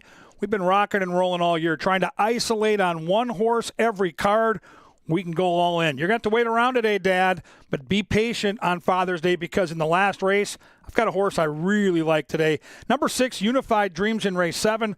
Let's start with this horse being a Canterbury horse course specialist. 7 starts at Canterbury with those 4 wins. I love the fact this horse knows how to win. 8 wins from 30 starts. Last time out 8-1. We're not going to get 8-1 today. Got claimed in that race. This barn does exceptionally well when they claim a horse. But let's go back and watch this horse running in that race. Just did such a good job of sitting and pouncing. And this is a horse, when this horse gets sharp, Unified Dreams, it normally signals that you're going to see this horse stay in form and rattle off wins. And you can see, even if there's a little moisture in the track, and we've had some rain, I know the track is now fast, but even with a little moisture in the track, this horse always seems to fire. He's one of those horses, and you look at that record, and it speaks to that. Unified Dreams will not be the favorite in the last race, but he will be the winner. Enjoy it in the lucky last. Race 7, number 6, Unified Dreams. Right now, we're giving out free Culver's. PA, it's Culver's Kids. Let's go. All right, KG, let's unify ourselves and the kids via the Culver's Canterbury Kids. We do this each Sunday, courtesy of Culver's, as we shuffle the deck of children, and we have many here today at CBY. 3 will pop up. Our first winner is...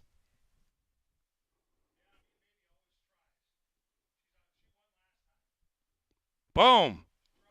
Congratulations, young lady. Head to the gift shop to claim your prize. And we shuffle the children once again. Cherub number 2 is that little buddy. Happy Father's Day, Dad. Head to the gift shop to claim your prize. And Culver's Canterbury Kid number 3 is... Aw. Happy Father's Day, everybody. And thank you, Culver's. Head to the gift shop to claim your prizes.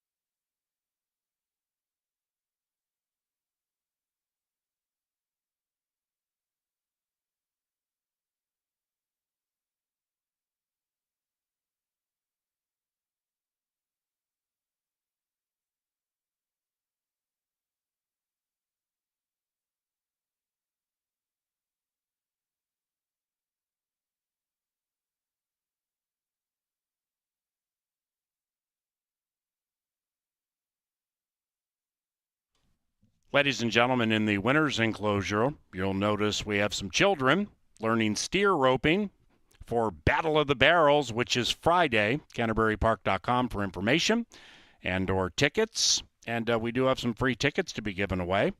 Congratulations to those kids, and enjoy your stay at CBY.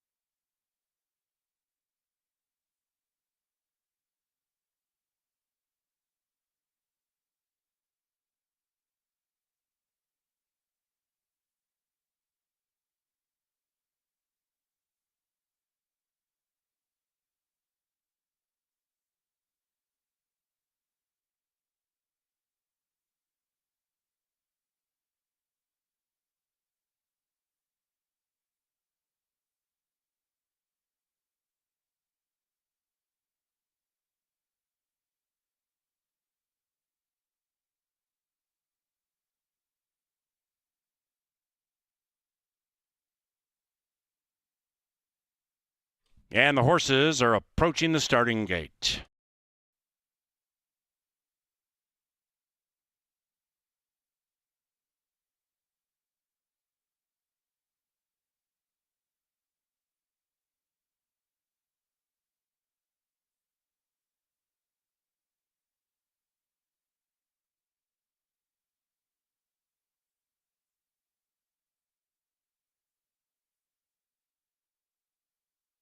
They've reached the gate for the Armenian Princess. It's post time.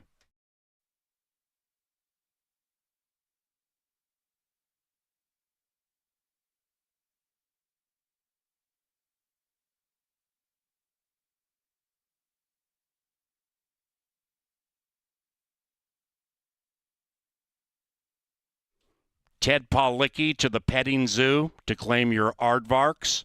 Ted Paulicki to the petting zoo. Your aardvarks have become unruly.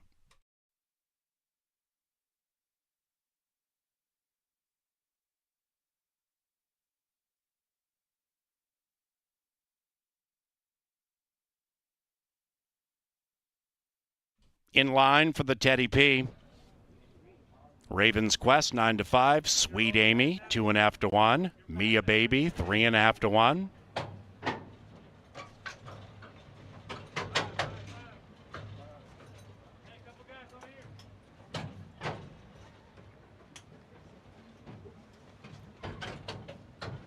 Miss Gold goes into the gate.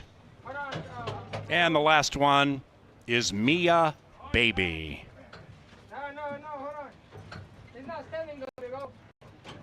It's the Siegley Stakes.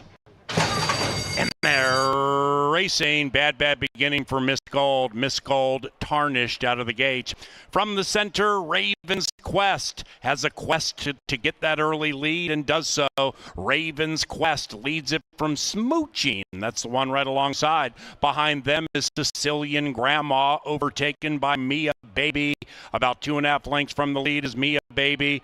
Then we come back to Sweet Amy. And after the bad start, Miss Gold, a mile out of it into the far turn, they stroll, and they're chasing Lone Speed in the shape of Raven's Quest. Mia Baby is attempting to run down this even money favorite. It is Raven's Quest to the inside. Mia Baby goes on the move to the outside. Sicilian Grandma 3 lengths out of it. Sweet Amy swinging into action. Smooching's heading the wrong way, and not today for Miss Gold. Up goes Mia Baby with a rush. Mia Baby puts those black blinkers in front. After that, we have Raven's Quest and Sicilian Grandma. A late charge from Sweet Amy inside the final football field. Mia Baby. Grandma means business, and here she comes. Sicilian Grandma with a 7-1 outsider prevailing. Sicilian Grandma first.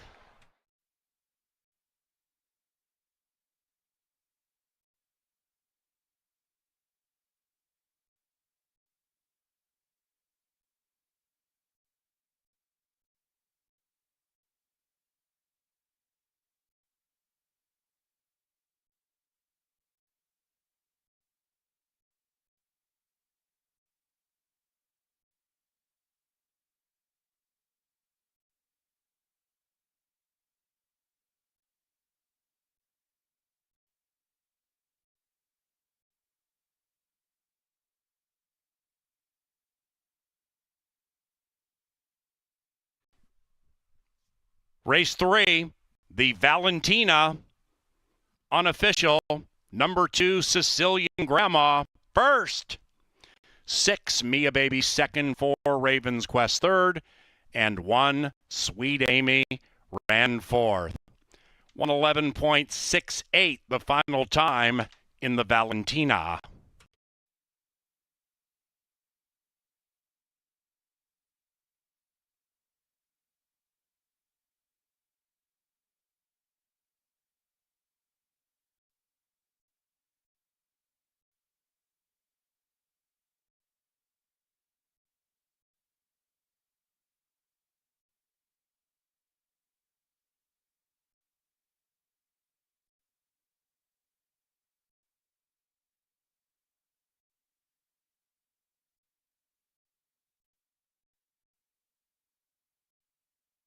Big crowd, big payoff, right out here at the park.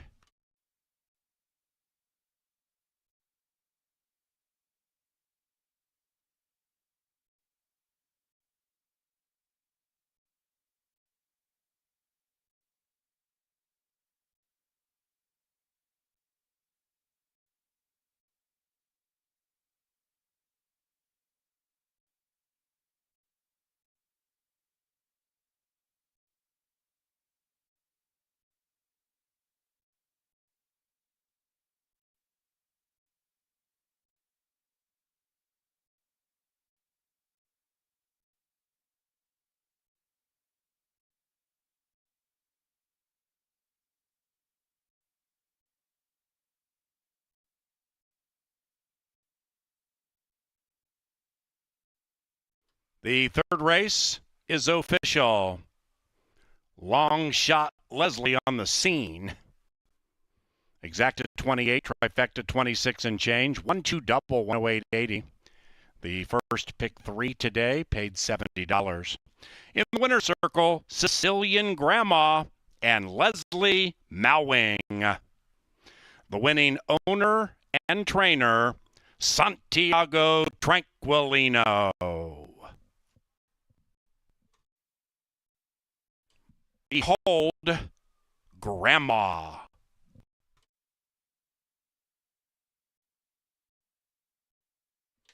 Race number 4 is off the turf. Our main track is fast. Scratch numbers 3, 4, 5, and 6. 3, 4, 5, and 6. are out of race 4, relegated to a quartet, meaning no show, trifecta, or superfecta wagering. The 4th race is 20-ish minutes from now. And race number 4 is courtesy of Jim Beam, elegant, smooth, refined. We also thank Busch Light for 2025 sponsorship. Another reminder, ladies and gentlemen, we do have a large... Oh, we have a bell ringer. Santiago Tranquilino Jr. has rung the bell, meaning another 100 at least to the Canterbury Park Chaplaincy Backside Foundation. Santiago, don't forget to go see that bookkeeper to fill out the paperwork, and thank you. Make your wagers on all Canterbury races as early as possible to avoid the hassles of long lines.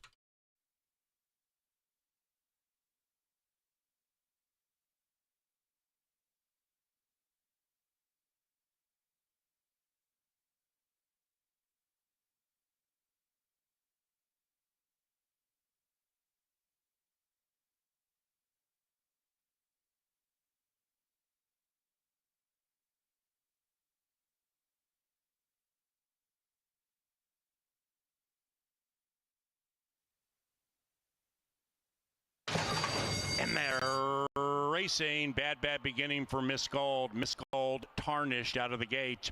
From the center, Raven's Quest has a quest to get that early lead and does so. Raven's Quest leads it from Smooching. That's the one right alongside. Behind them is Sicilian Grandma, overtaken by Mia Baby. About 2.5 lengths from the lead is Mia Baby. Then we come back to Sweet Amy. And after the bad start, Miss Gold a mile out of it into the far turn. They stroll, and they're chasing Lone Speed in the shape of Raven's Quest. Mia Baby is attempting to run down this even money favorite. It is Raven's Quest to the inside. Mia Baby goes on the move to the outside. Sicilian Grandma 3 lengths out of it. Sweet Amy swinging into action. Smooching's heading the wrong way, and not today for Miss Gold. Up goes Mia Baby with a rush. Mia Baby puts those black blinkers in front. After that, we have Raven's Quest and Sicilian Grandma. A late charge from Sweet Amy inside the final football field. Mia Baby. Grandma means business, and here she comes. Sicilian Grandma with a 7-1 outsider prevailing. Sicilian Grandma first.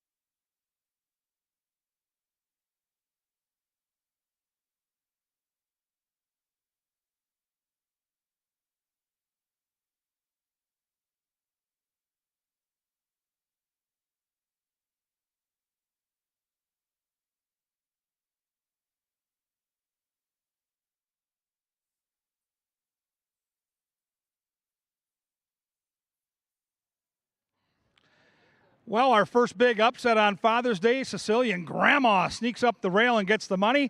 I don't know if there are any big prices here. It's a small field. One thing I can tell you, we got a big crowd. And try to be patient. Help out your fellow Canterbury fans and get in line early. Can't tell you enough. Please get in line early to avoid the clip of getting shut out.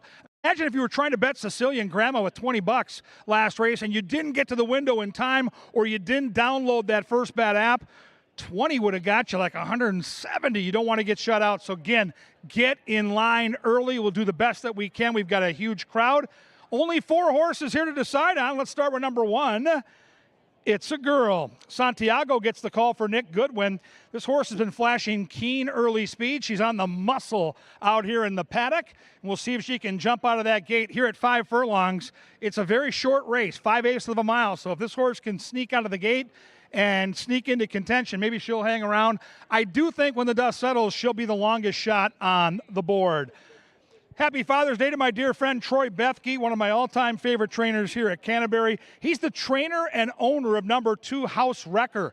Gonzalez gets the call, and man, did she run a bang-up race last time out. She came flying late, went from 6th up to 2nd. She lost by a head. That was on the turf. I think she would have been more competitive on the turf, but she's in good enough form where who knows, she might come get the money again. Fans are all over this one. She's at even money up on the board. Number 7 is super sneaky. This is In the Vault. Rodriguez for Chip Woolley. The trainer Chip Woolley, a Kentucky Derby winner. So cool to have Chip here at Canterbury every single summer. He won the Kentucky Derby. He'll try to win race 4 with In the Vault, who figures to be sitting off the pace and charging late. And speed was good last night at Canterbury, but we've seen closers win on this track, including the Grandma that just won race 3. So if the track continues to favor closers, maybe the 7 gets the late money. But I'm all about number 8. I love Bold Intention here. And man, does she look good in the paddock. If you're new to this and you're out here wondering, well, what are we looking for? What I look for are a couple things. First thing is the coat. When you get a fresh wash on your car, the sun almost banks off it like it's a mirror. A healthy horse has a similar coat. Look how the vague sunshine on these cloudy skies is banking off that coat. And then I look for those ears north and south, and I want that tail off the hind. I want space underneath that tail between that and the hindquarters. I tell you right now, the 8 couldn't look any better. Physically, I like the fact that she's got early speed, and I think she gets the money at 5-2. This is going to be a great race. Get in line now. Those lines are long, and you don't want to get shut out. Race 4, a 4-pack, no show, no try, but big fun. They're going to be at the gate inside 11 minutes. Right now they head down the tunnel, and soon they head to the track where we take the best bugler in the business, Sir Leonard Dykert, with the call to the post.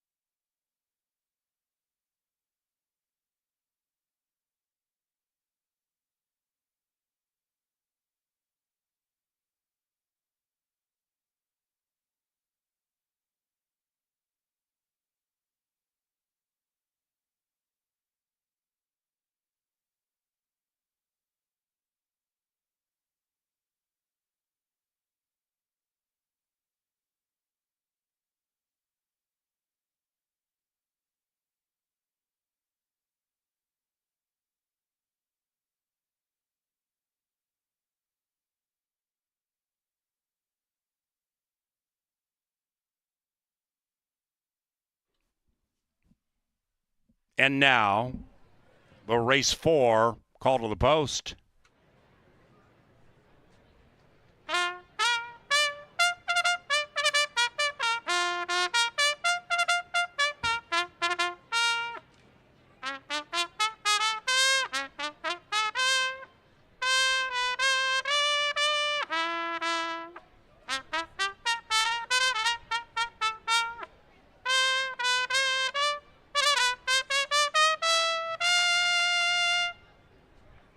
On to the fast main track for the 4th. We have 4 of them.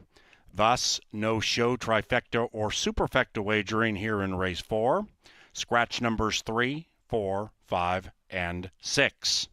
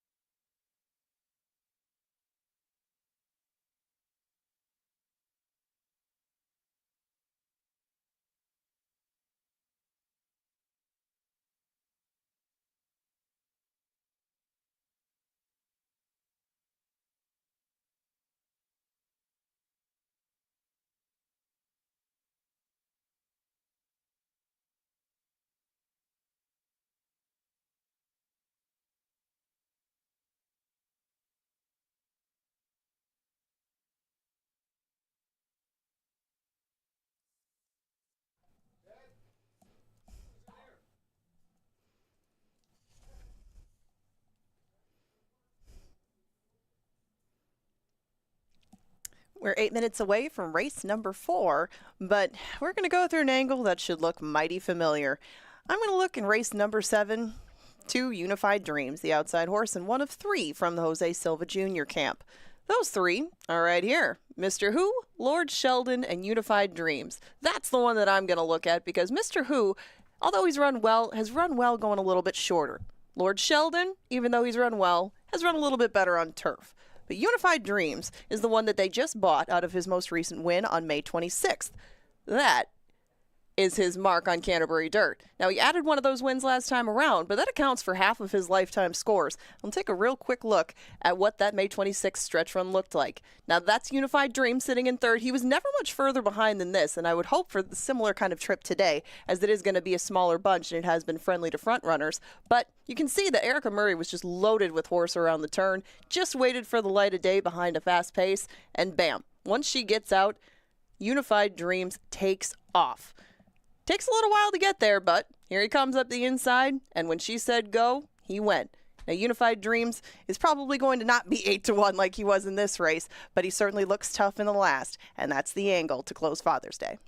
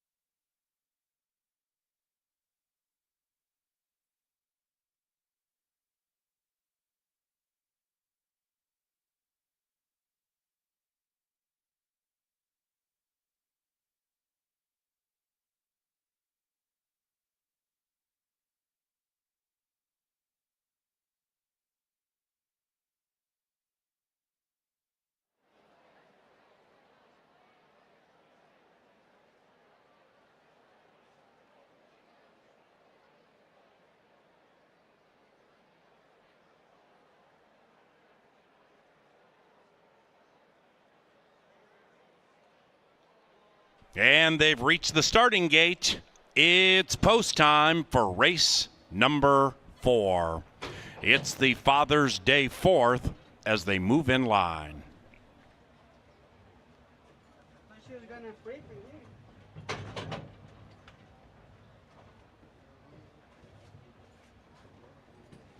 Half the field in, 3/4 in, bold intention, last in.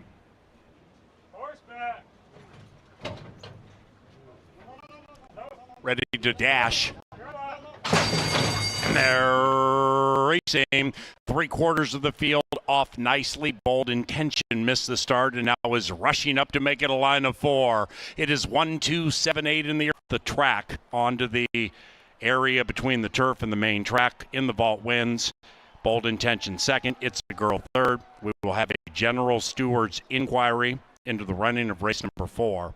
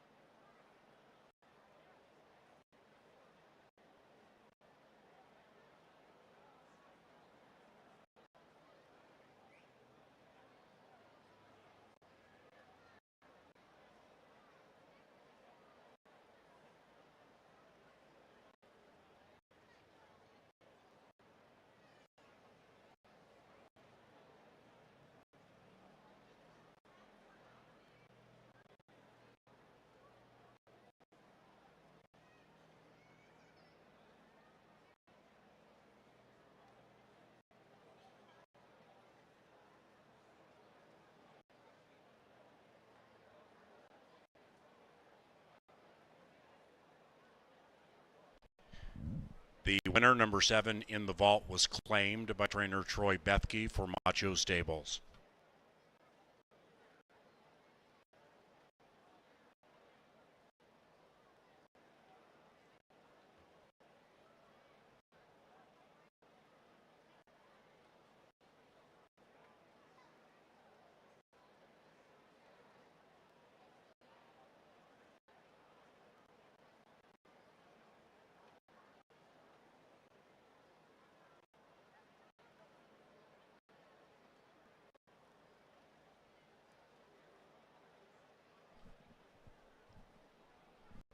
Inquiry sign removed.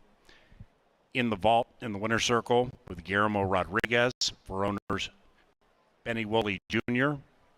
and Sam Mitchick. Benny Woolley Jr. trains.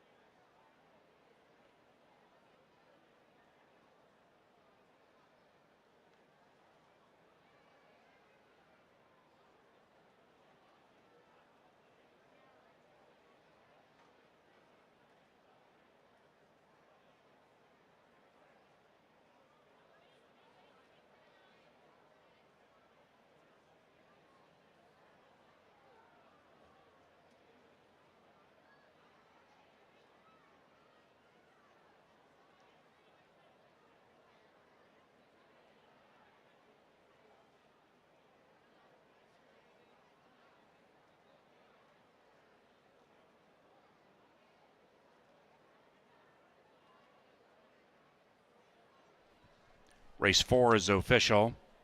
The 5th race, about 20 minutes from now. Number 3, Soundtrack, ridden by Victor Santiago.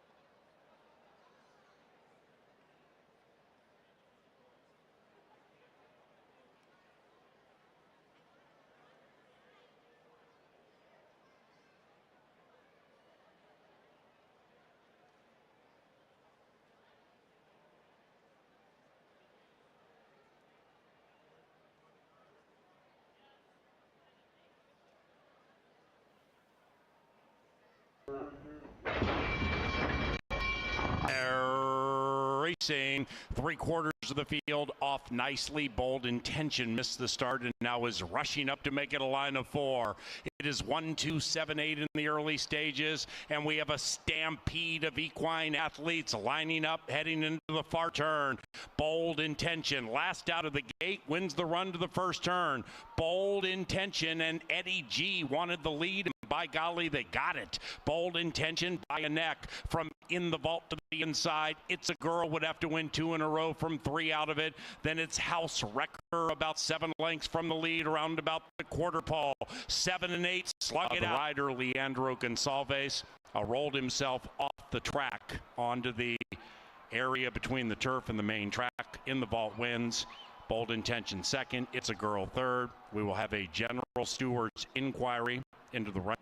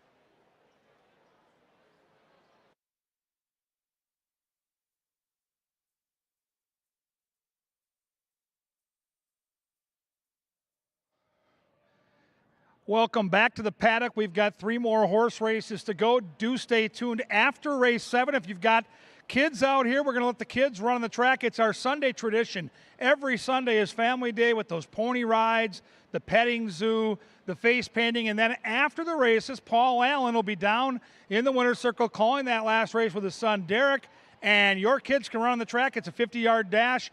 Make sure you join for that. Should be a lot of fun. Keep an eye on the minutes to post. We may shuffle and take a couple of minutes off. We added some there to get the track ready to go here for the final 3, and we may subtract a couple here before post time. As always on these big days, if you can get your bets in early, you'll save yourself the hassle of trying to get in line late, and there are long lines. So the SAM machines work, the betting app, First Bet app. If you want to stop by the info center and get that onto your phone, also a brilliant way to go about your business. I thought the final 3 races on the card might be the most juicy in terms of a pick 3. So lots of reasons to put some tickets together. Let's handicap this 6-pack. They're going to go 5.5 furlongs. One's a little rambunctious. This is Angela Herman's top pick in the race. This is on speed dial. She's a 4-year-old filly, and she's a Minnesota bred taking on Open Company. As you can see on your television monitor, she looks great.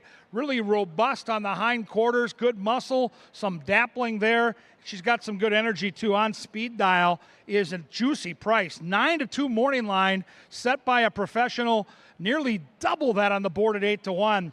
Here comes Kelsey Haar. Here comes Sending for Bobby Klein.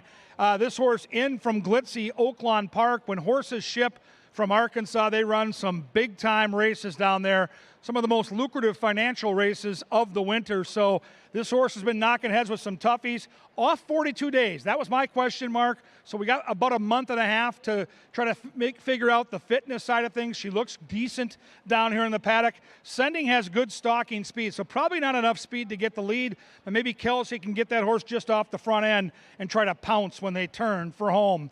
Put Victor Santiago on the 3 Soundtrack. Soundtrack last time out was facing tougher company. Valhalla Vixen's a really nice horse. Before that, this horse was winning a maiden race down at Tampa Bay Downs. So Soundtrack's got some class, and she's 7-1. 4 is Honorable Mischief, Gallardo for Bruce Rieken. 8 starts on the Canterbury main track, 6 for 8 in the top 3 placings. So she loves this track. She's got natural speed, and she's down here in the paddock ambling along at 3-1. I thought the outside 2 horses were the 2 to have here. They're on my late pick 3 ticket. 5 is Catch 'em All. This is Mac Robertson and Harry Hernandez. Connections are grade A plus, in my opinion. Good looking horse. Probably going to be at the mercy of the pace. She likes to sit just off and make a late run. She looks good down here in the paddock. I like Catch 'em All at 7-5. I'm super intrigued by the 6. Now, the 6 is Red Regret. 1 start, 1 win. And Paul Allen made the point this morning, Joel Burnt's barn is one of our best, and they're sitting on a bunch of wins. The horse that she beat last time was Sioux Revenge. Sioux Revenge came back to win yesterday at Canterbury. They both shipped in from Chicago, and we'll see if this horse can duplicate that effort. I thought the 6 looked spectacular here in the walking ring. She's a little thing. You can see how much smaller she is than the 5, but she's quick out of the gate, and we'll see if her speed can take them all the way. Red Regret up on the board at 4-1. Final 3 races of the day, and then the kids take center stage, and they get to run on the track and make Dad proud on Father's Day. Final pick 3, fillies and mares. They're going to travel 5.5. They'll be at the gate in 8, and then they're going to get it on.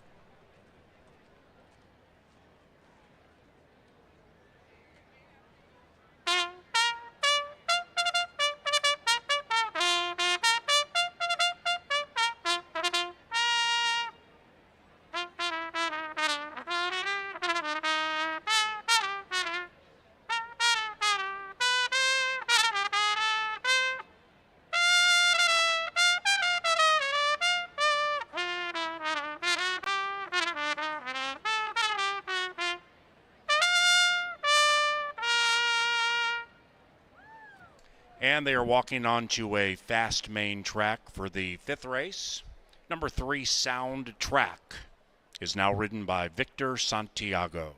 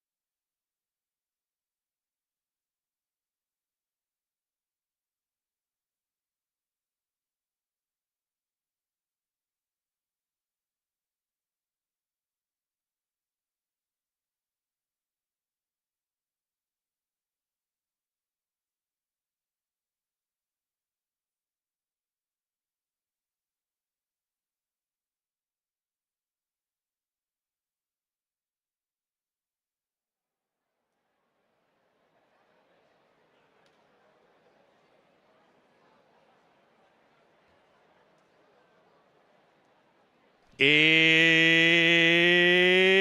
race time.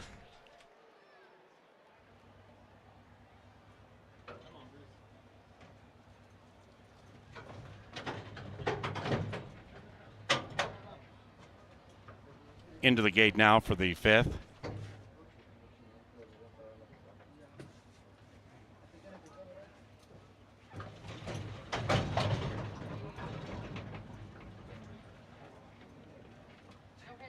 Red Regret, last in line, Soundtrack and Red Regret. The final two. Red Regret, jumping around a bit.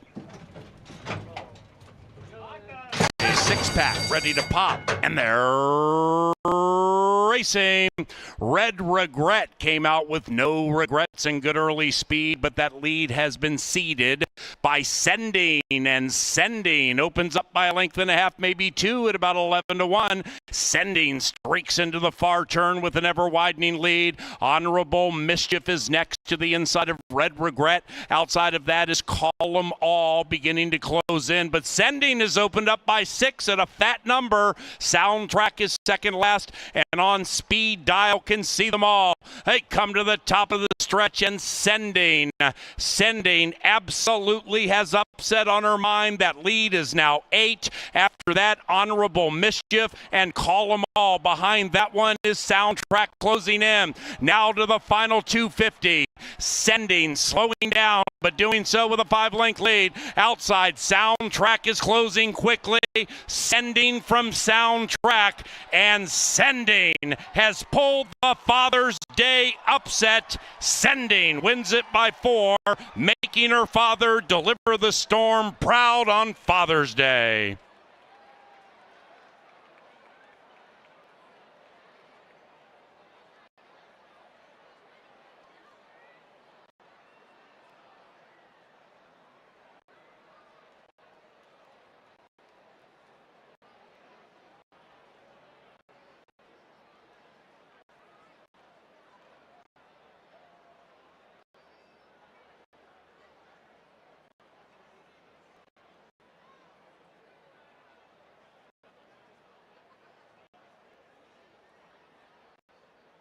Number 2, Sending first. 3, Soundtrack second. Photo for the rest.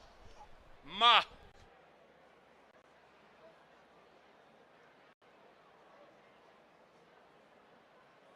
105.78, the final time in race 5. We also had a claim in race number 5. A $15,000 claim. Stand by. The numbers: 2, 3, 4, 5.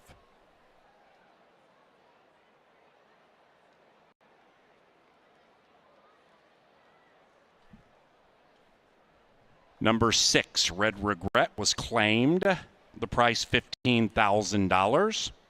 And the new trainer, Jose Silva Jr., and the new owner, Kirk Sutherland. Red Regret changes barns for $15,000.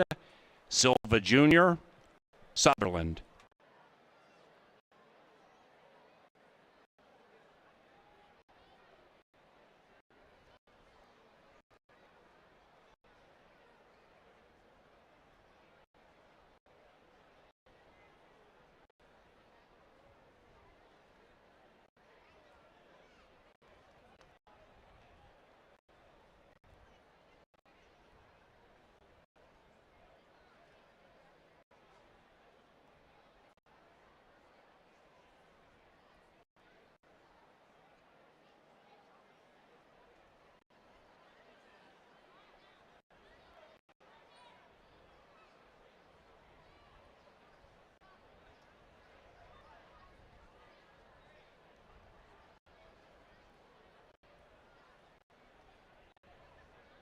And the 5th race is official.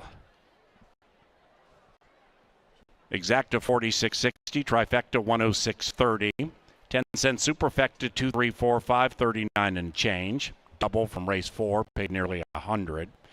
And entering the winner's enclosure, Sending and Kelsey Haar. It's a triple play on Father's Day for Robert Klein. He's the winning owner, trainer, and breeder of Sending. Congratulations, Bob.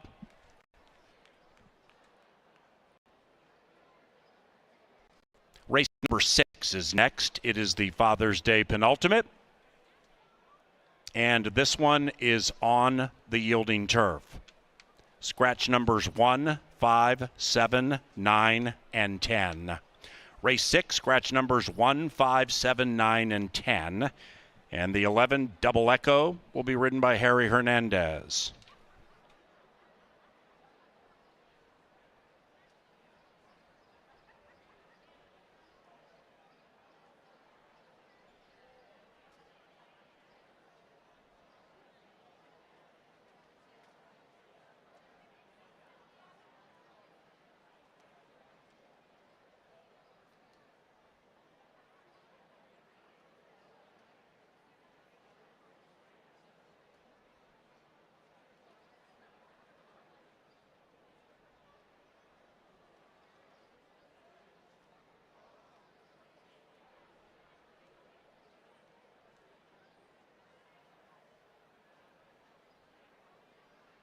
A six-pack ready to pop, and they're racing. Red Regret came out with no regrets and good early speed, but that lead has been ceded by Sending, and Sending opens up by a length and a half, maybe two, at about 11-1. Sending streaks into the far turn with an ever-widening lead. Honorable Mischief is next to the inside of Red Regret.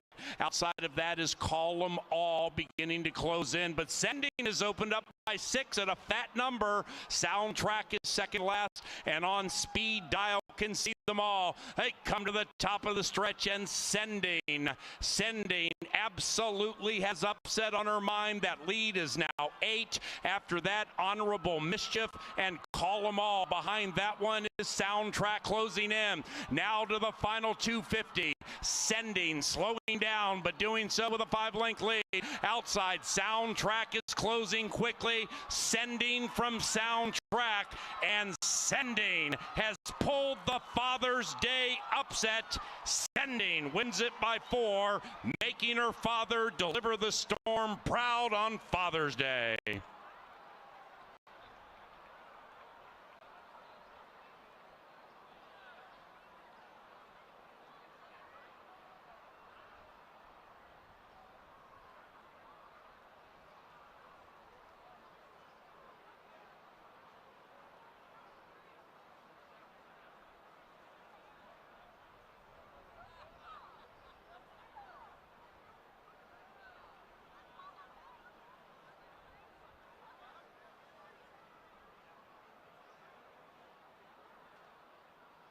Number 2, Sending first, 3, Soundtrack second, photo for the rest.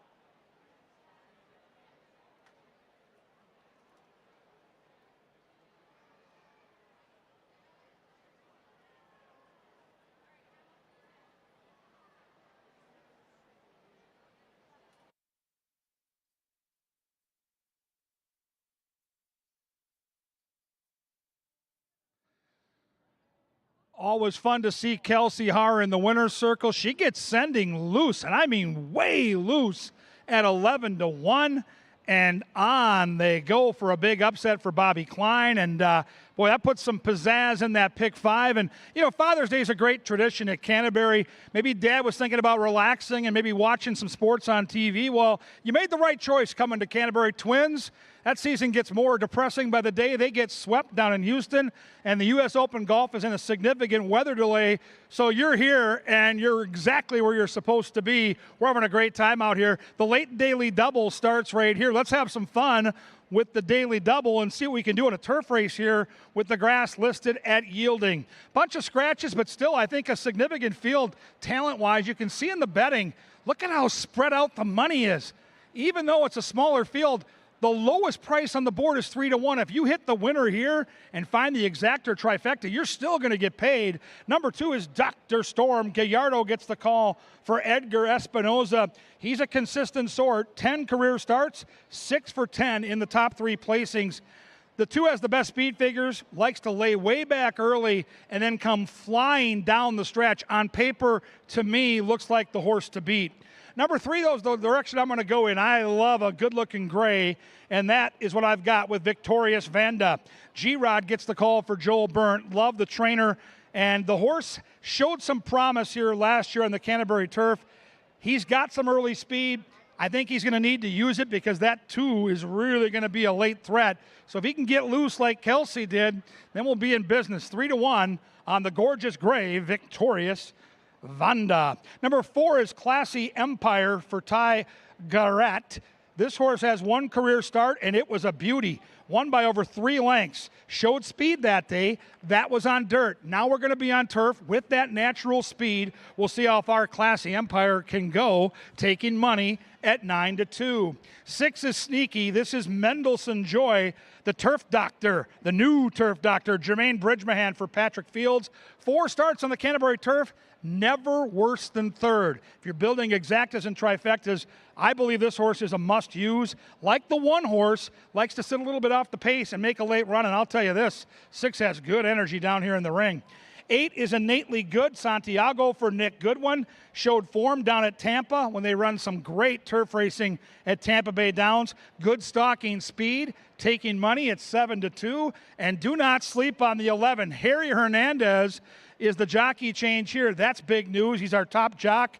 He has a horse here in Double Echo who looked awesome last time, beating maidens at 7 furlongs. We'll see if the turf works. The horse looks fantastic down here in the walking ring. Turf racing here at Canterbury, always some of the most competitive races. Look at those betting odds. Someone's going to get paid here. See if you can find your way to some financial freedom on Father's Day. 2 more races to go. The late daily double right out here at beautiful Canterbury Park.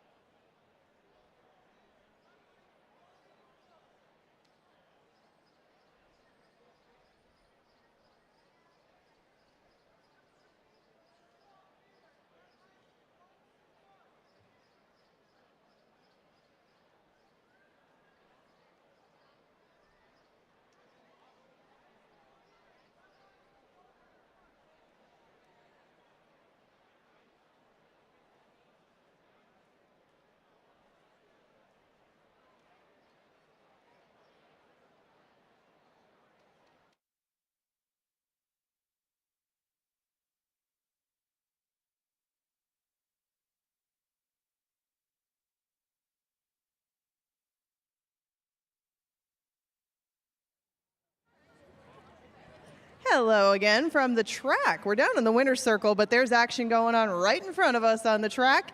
This is a Father's Day relay race. Now we got the inside team and the outside team, and the boys are going to bounce down to their dads at the end, and then dads, it's your turn to bounce back to the finish line. Fastest one to do it wins. The winner will get a couple of admission passes and daily double packs. And we might give out some to the second place finisher too, but whenever you guys are you guys ready to bounce? All right, on your marks, get set, bounce! Head all the way down to the end. Got to get down to Dad. Don't worry, you guys are going to make Dad. Oh, okay, on the inside, we got to come back. Moving along a little bit. Oh, got to stay on the ball. Have to stay on the ball, guys. No getting in each other's way, too. We have stewards to take care of that sort of thing. That'll be an inquiry. Keep going down to the end. Keep going down to the end. Dads, you guys ready? It's going to be your turn in a second. You're going to have a lot more trouble staying on those than the boys. Go ahead and bounce. I don't know about that technique. Okay, inside, can you show them how it's done? Give them a little encouragement. These guys are hopping down the track. And it's becoming a race down to the end. Inside is coming back. Come on, outside. You better get going. Got to stay on the ball. Stay on the ball. Oh, no! You almost had it inside, but the outside team is going to win. Got a couple of incidents in the running, but congratulations. You got a daily double pack, couple of passes. Hope you had fun on the track. Well done, boys.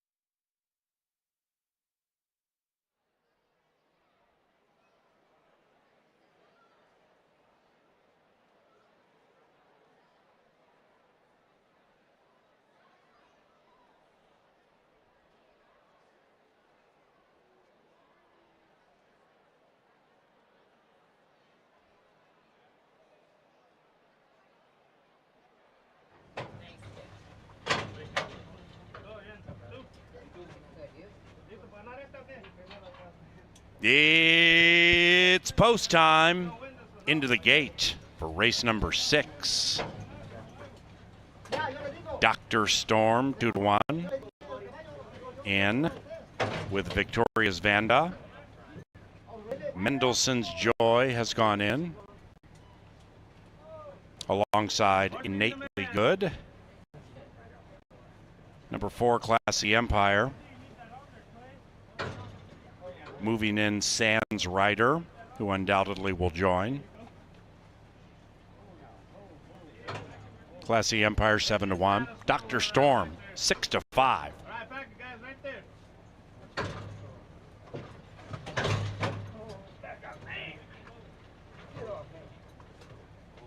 And Double Echo last in line. Double Echo ridden by Double H 6-1.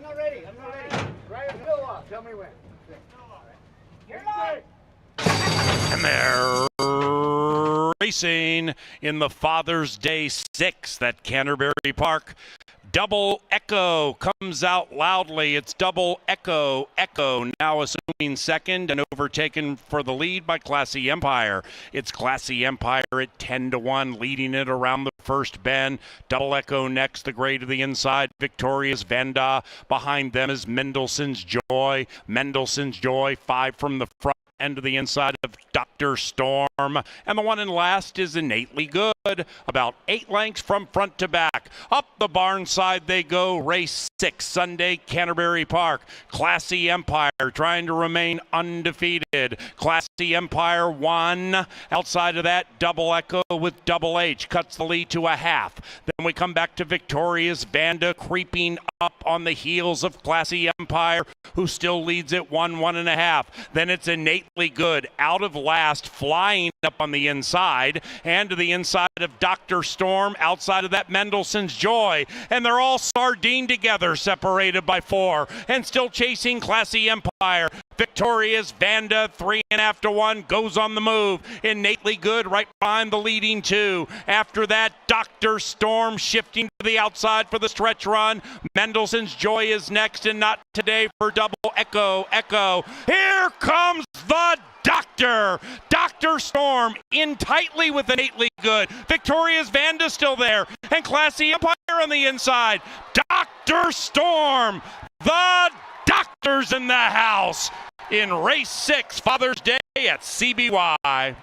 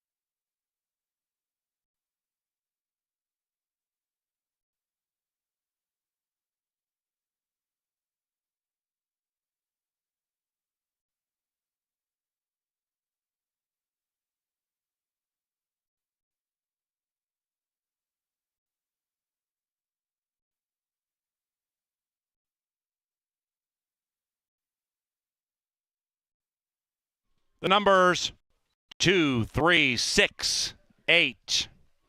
It's unofficial.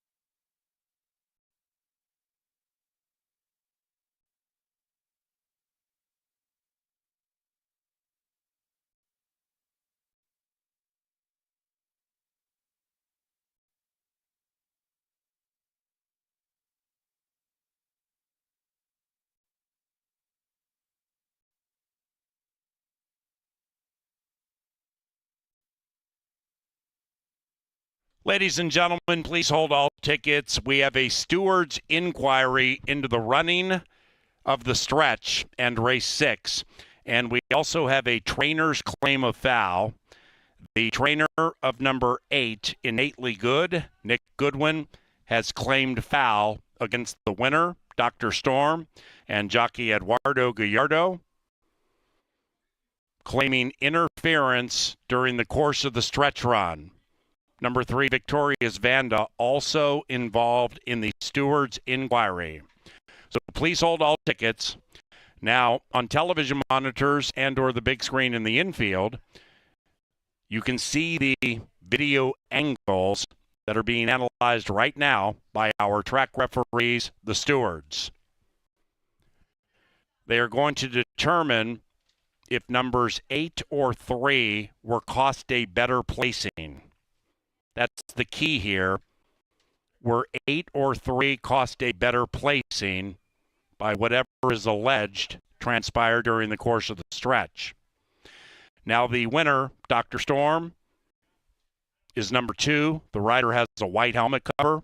Number 3, Victoria's Vanda, is the gray.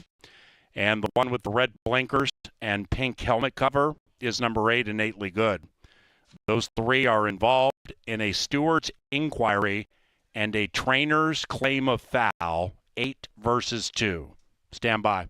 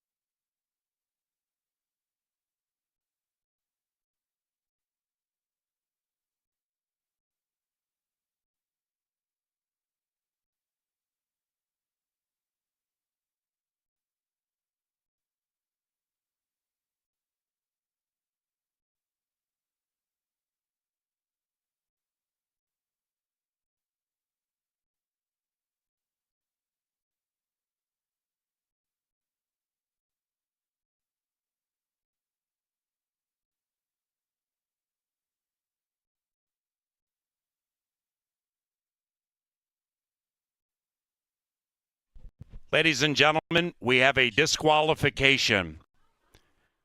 Number 3, Victoria's Vanda, has been disqualified from 2nd and placed 4th for squeezing and interfering with number 8, Innately Good, costing number 8 a better placing. The new top 4, 2, 6, 8, 3. So the new exacta 2, 6, trifecta 2, 6, 8. Superfecta 2683. Dr. Storm in the winner's enclosure with Eduardo Gallardo. Dr. Storm is trained by Edgar Espinoza and the winning owner, Yasmin Cardoso Bahena. It's official. Take a look at TV monitors. You'll see that gray Victoria's Vanda come out and squeeze number 8 under left-handed urging right there, costing number 8 a better placing. For that infraction, Number 3, Victorious Vanda, disqualified from second and placed fourth. Behind the horse with whom he interfered, Innately Good. It's official. Race 7 is 23 minutes from now. It is the Father-Son Race Call Classic. Scratch number 1, Tomatodo. And number 2, Bridle Up to the Bar, is now ridden by Eduardo Gallardo. The pick 5 today paid $8,301.15. 8301.15 for the pick 5.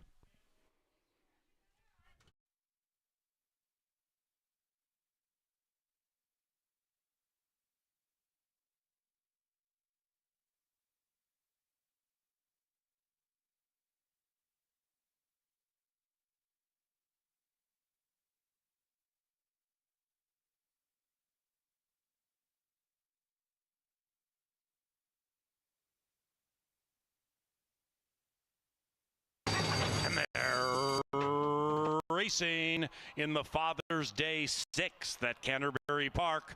Double Echo comes out loudly. It's Double Echo. Echo now assuming second and overtaken for the lead by Classy Empire. It's Classy Empire at 10-1, leading it around the first bend. Double Echo next, the gray to the inside. Victorious Vanda.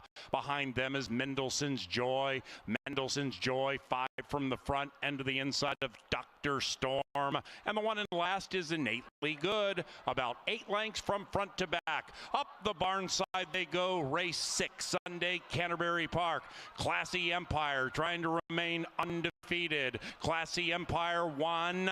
Outside of that, Double Echo with Double H cuts the lead to a half. Then we come back to Victorious Vanda creeping up on the heels of Classy Empire, who still leads at 1.5. Then it's Innately Good out of last, flying up on the inside and to the inside of Dr. Storm. Outside of that, Mendelssohn's Joy, and they're all sardined together, separated by 4, and still chasing Classy Empire. Victorious Vanda, 3.5 to 1, goes on the move. Innately Good right behind the leading 2. After that, Dr. Storm shifting to the outside for the stretch run. Mendelssohn's Joy is next, and not today for Double Echo. Echo. Here comes the Doctor. Dr. Storm in tightly with Innately Good. Victorious Vanda still there, and Classy Empire on the inside.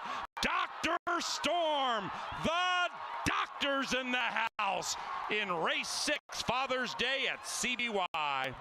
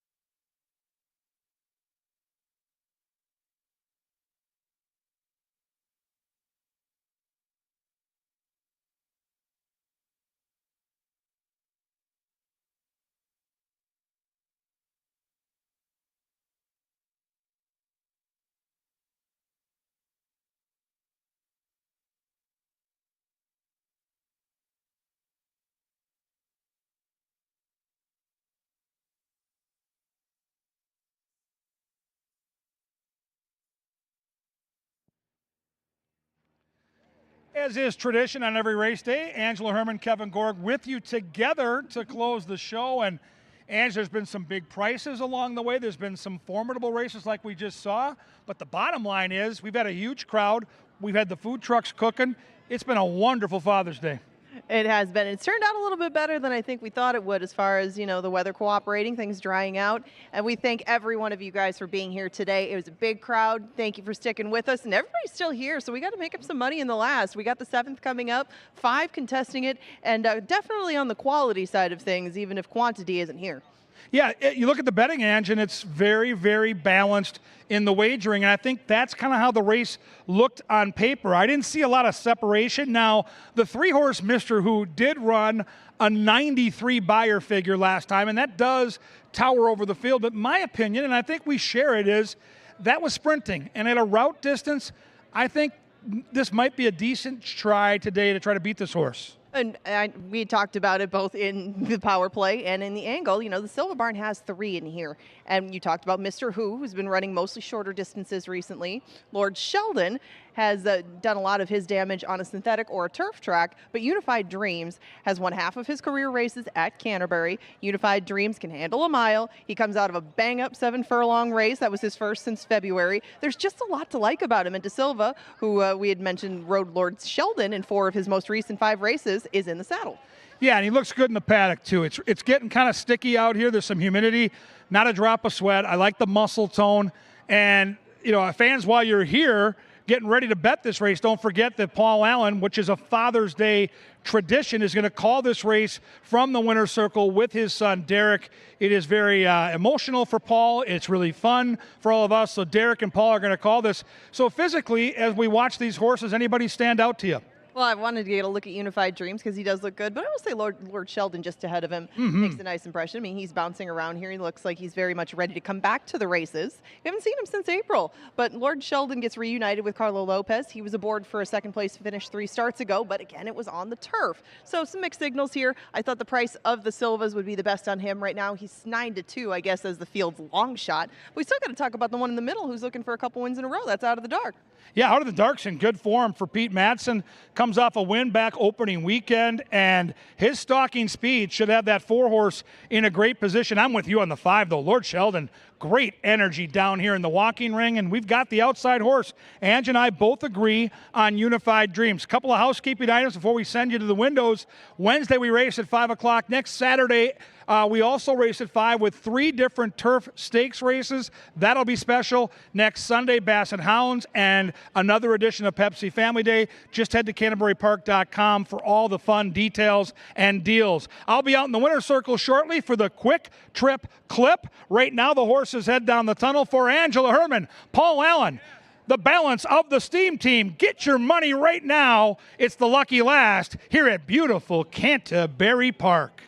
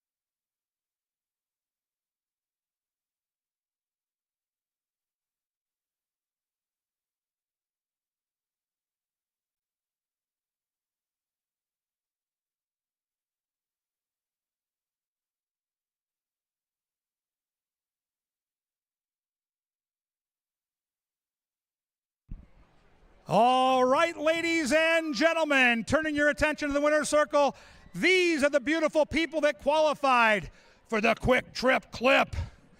They have a horse. If their horse wins, they get $100 from Quick Trip. Second and third each get $20. Thank you to Quick Trip for supporting our racing product.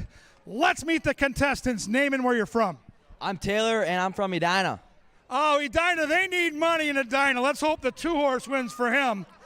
More penny loafers for you. Name and where you're from. Christian, I'm from Edina. The rich just keep. Look at these two. They're good-looking kids. They got two good horses. Edina has everything. I have nothing in Burnsville. That's okay. Name and where you're from. Chris from Cloquet. Now, Cloquet. Now, there's a town I can get behind. The 218ers up there, the purple of the Lumberjacks. That's wonderful. You're surrounded by gentlemen. We got one gal. She's got Lord Sheldon. Name and where you're from. My name is Emily. I'm from Duluth, Minnesota. Duluth, Minnesota. Go Dogs. All right. Enough of this Edina stuff. No disrespect, but you guys are way too pretty. Name and where you're from. I'm Carter, and I'm from Minnetrista. Minnetrista. Let's go, Carter. Give them a round of applause. They've got the horses. You got to make your bets, and we'll see which one of these lovely humans takes home the money from Quick Trip.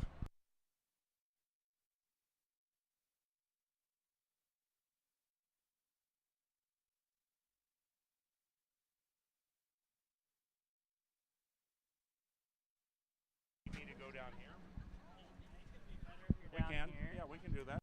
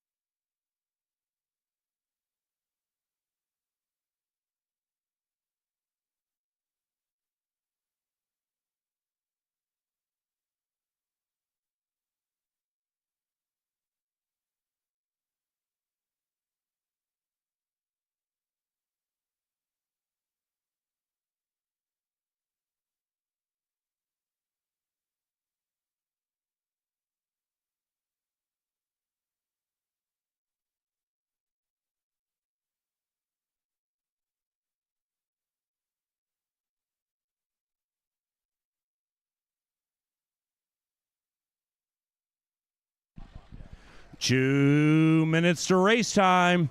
This is the Canterbury Park annual Father-Son Race Call Classic. We're the only racetrack in the country that does it. This is my son, Derek Allen, who all the way back to 2018, when he was 18 years of age, has been co-calling a race with Dad on Father's Day. As usual, I would assume you're ready to go, right? Absolutely. So cheer on the boy. We got 2 minutes to post time. And let's make some memories and make some money in the Father-Son Classic and the Lucky Last.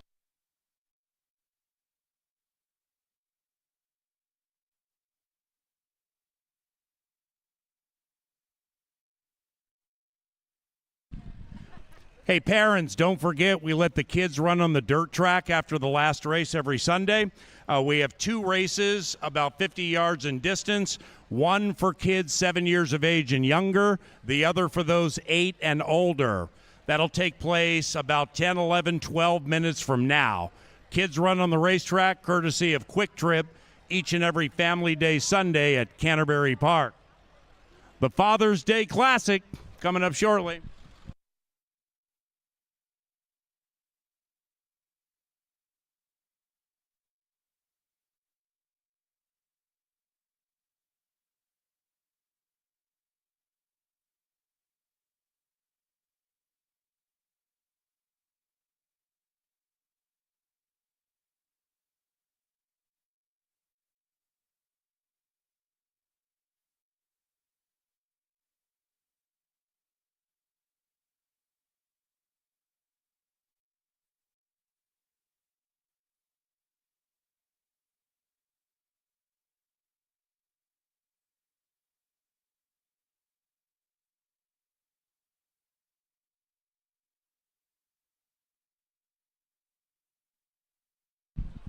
They're approaching the starting gate.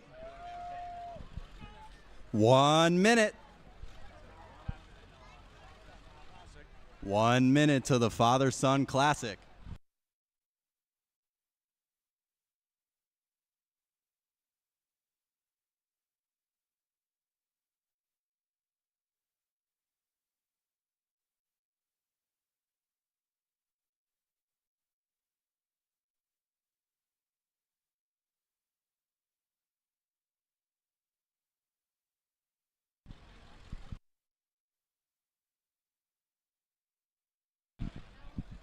They're reaching the gate. It is now post time. Moving in line.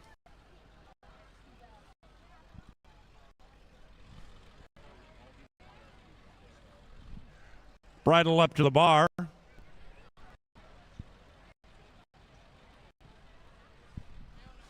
Mr. Who up next. Out of the dark. Lord Sheldon. And Unified Dreams. All right, buddy, let's make some memories. You ready? I'm ready. There in the gate.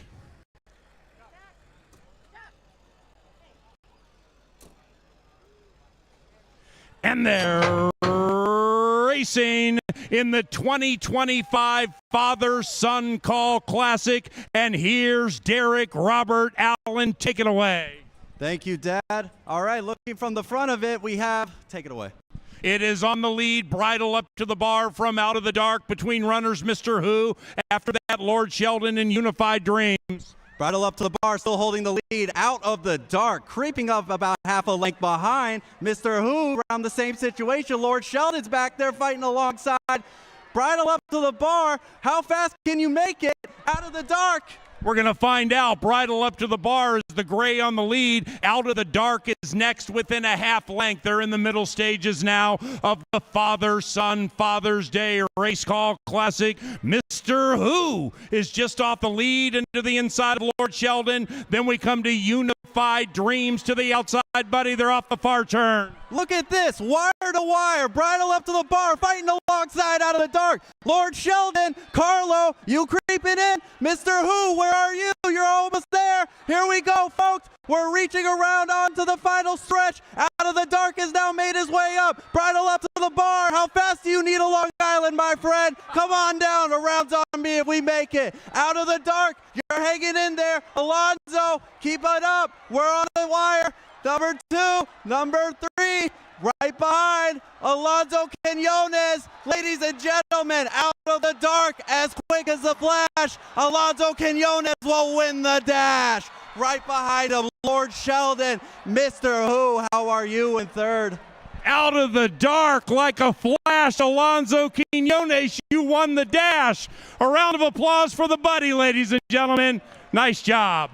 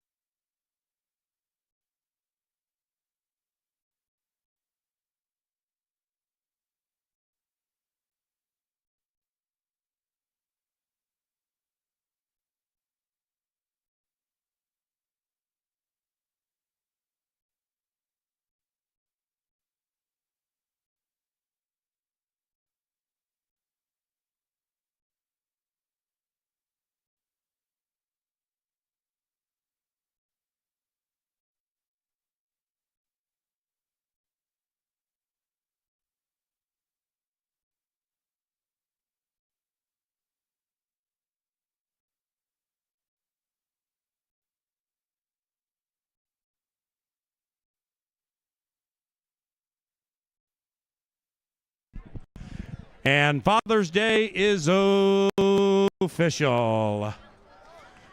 4-5-3-6.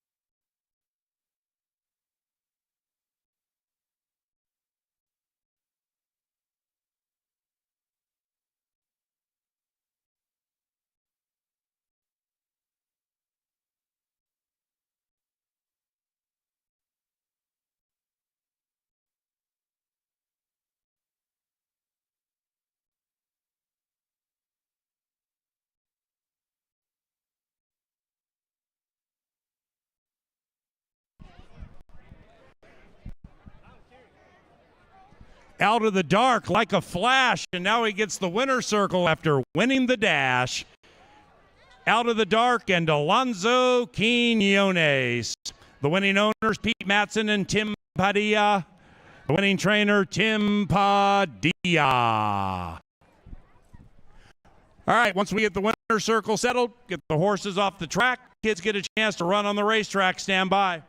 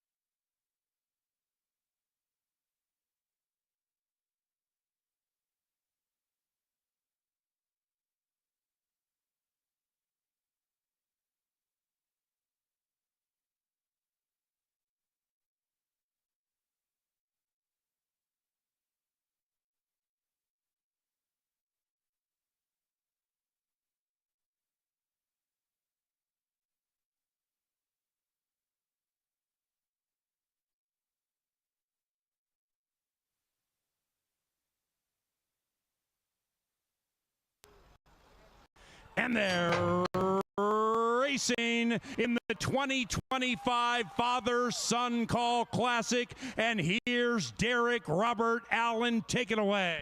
Thank you, Dad. All right, looking from the front of it, we have, take it away. It is on the lead, bridle up to the bar from Out of the Dark between runners Mr. Who. After that, Lord Sheldon and Unified Dreams. Bridle up to the bar, still holding the lead. Out of the dark, creeping up about half a length behind. Mr. Who around the same situation. Lord Sheldon's back there fighting alongside. Bridle up to the bar. How fast can you make it out of the dark? We're going to find out. Bridle up to the bar is the gray on the lead. Out of the dark is next within a half length. They're in the middle stages now of the Father-Son Father's Day Race Call Classic. Mr. Who is just off the lead into the inside of Lord Sheldon. Then we come to Unified Dreams to the outside. Buddy, they're off the far turn. Look at this, wire to wire, bridle up to the bar, fighting alongside Out of the Dark. Lord Sheldon, Carlo, you creeping in. Mr. Who, where are you? You're almost there. Here we go, folks. We're reaching around onto the final stretch. Out of the Dark has now made his way up. Bridle up to the bar. How fast do you need a Long Island, my friend? Come on down. Around's on me if we make it. Out of the Dark, you're hanging in there. Alonzo, keep it up. We're on the wire. Number 2, number 3, right behind Alonzo Quinones. Ladies and gentlemen, Out of the Dark, as quick as a flash. Alonzo Quinones will win the dash. Right behind him, Lord Sheldon. Mr. Who, how are you in third? Out of the dark like a flash, Alonzo Quinones, you won the dash. A round of applause for the buddy, ladies and gentlemen. Nice job.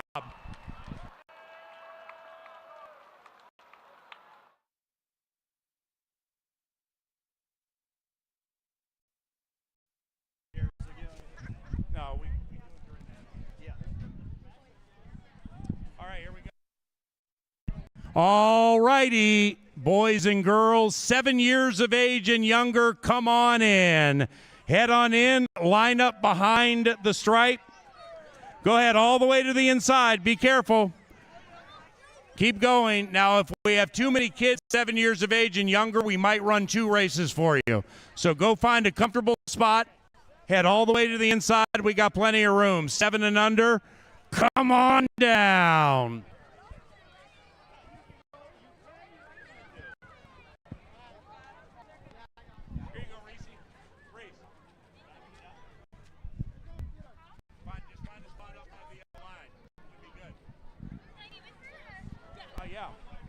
Parents, by the way, you're welcome on the track if you'd like to take pictures, run video or whatever. Come on in.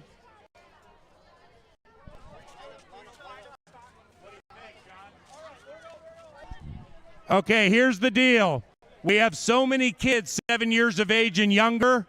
We're going to run this race with the kids 7 and under, and then we're going to run another one for kids 7 years of age and younger. Okay?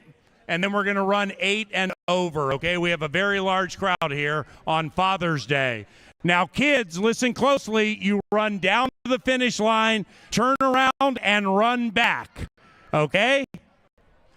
Ready, go! And the little boys and girls pop out of the gate beautifully in the 7 and under division number 1. Stop, turn around, and now the little girl in the pink shirt looks great. My man in the cowboy hat's like Rosie Ruiz, jumped in halfway through.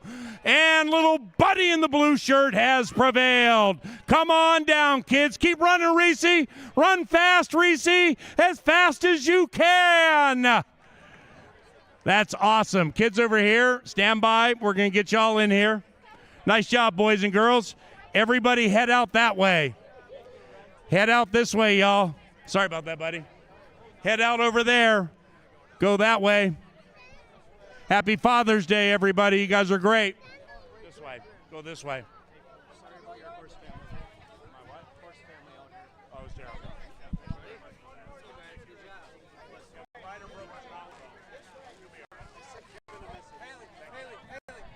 Everybody head this way, head this way. Okay, hold on, no, John, no.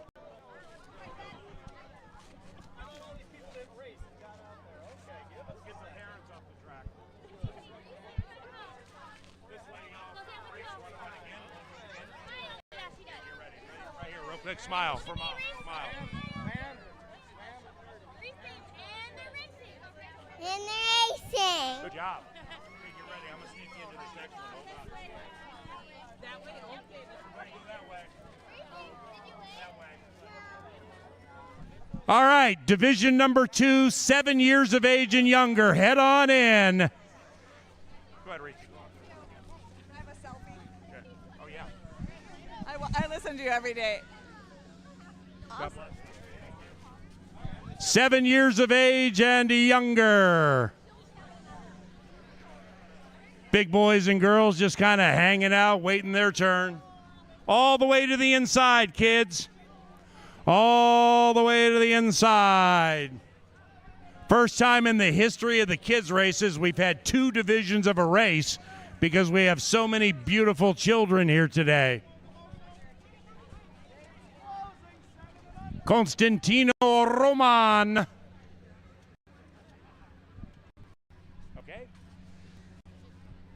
Okay, parents, get ready. Ready, go! Division 2, 7 and under, we had some slow starters. Meanwhile, the other kids came out beautifully, and my man in the gray shirt, he has the lead. Turn around, stop, take a look and listen. Come back and run as fast as you can. My man in the blue shirt, about to be run down by the girl. Ooh, that was a dead heat. Well done. Well done, boys and girls. Nice job, kids. Nice job, kids. Everybody head that way, head that way. This way. Nice job, guys. Go that way, y'all. Never missed a show. God bless Every you, morning, man. man. Thank you very much. Thank you.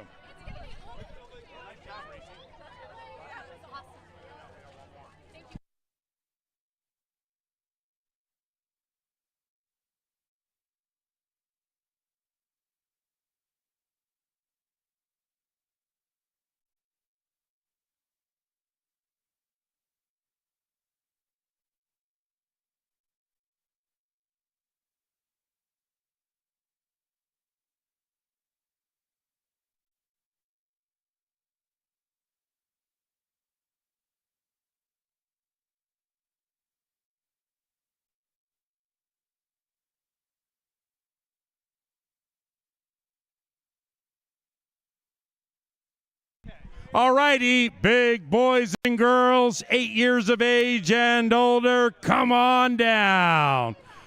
Dak Prescott guy is rolled into the mix. Micah Parsons guy is in the mix now.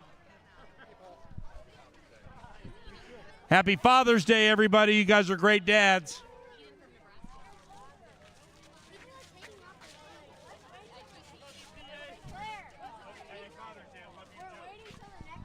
Parents, once again, you can come on the racetrack, take pictures, run video, snap, Insta, tweet, whatever y'all want to do. Nice to meet you, Paul. Thank you, man. God bless you. God bless Say, you. get ready. Get ready. Get ready. Nice job.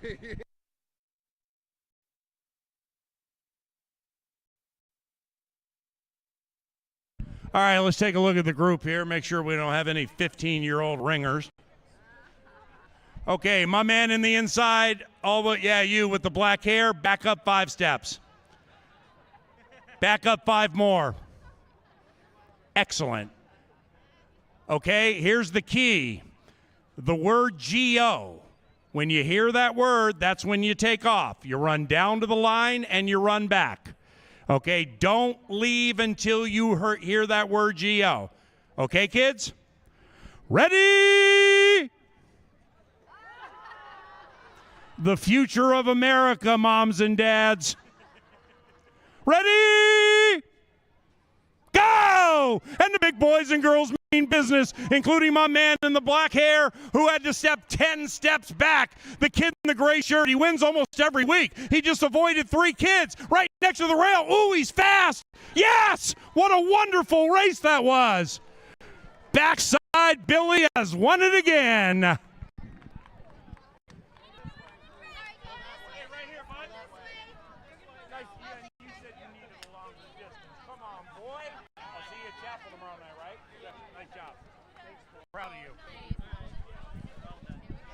You guys are awesome. God bless all of you. Happy Father's Day. We do these races every Sunday on Family Day.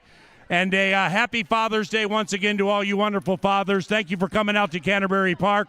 We love all of you. Safe travels. Bye-bye.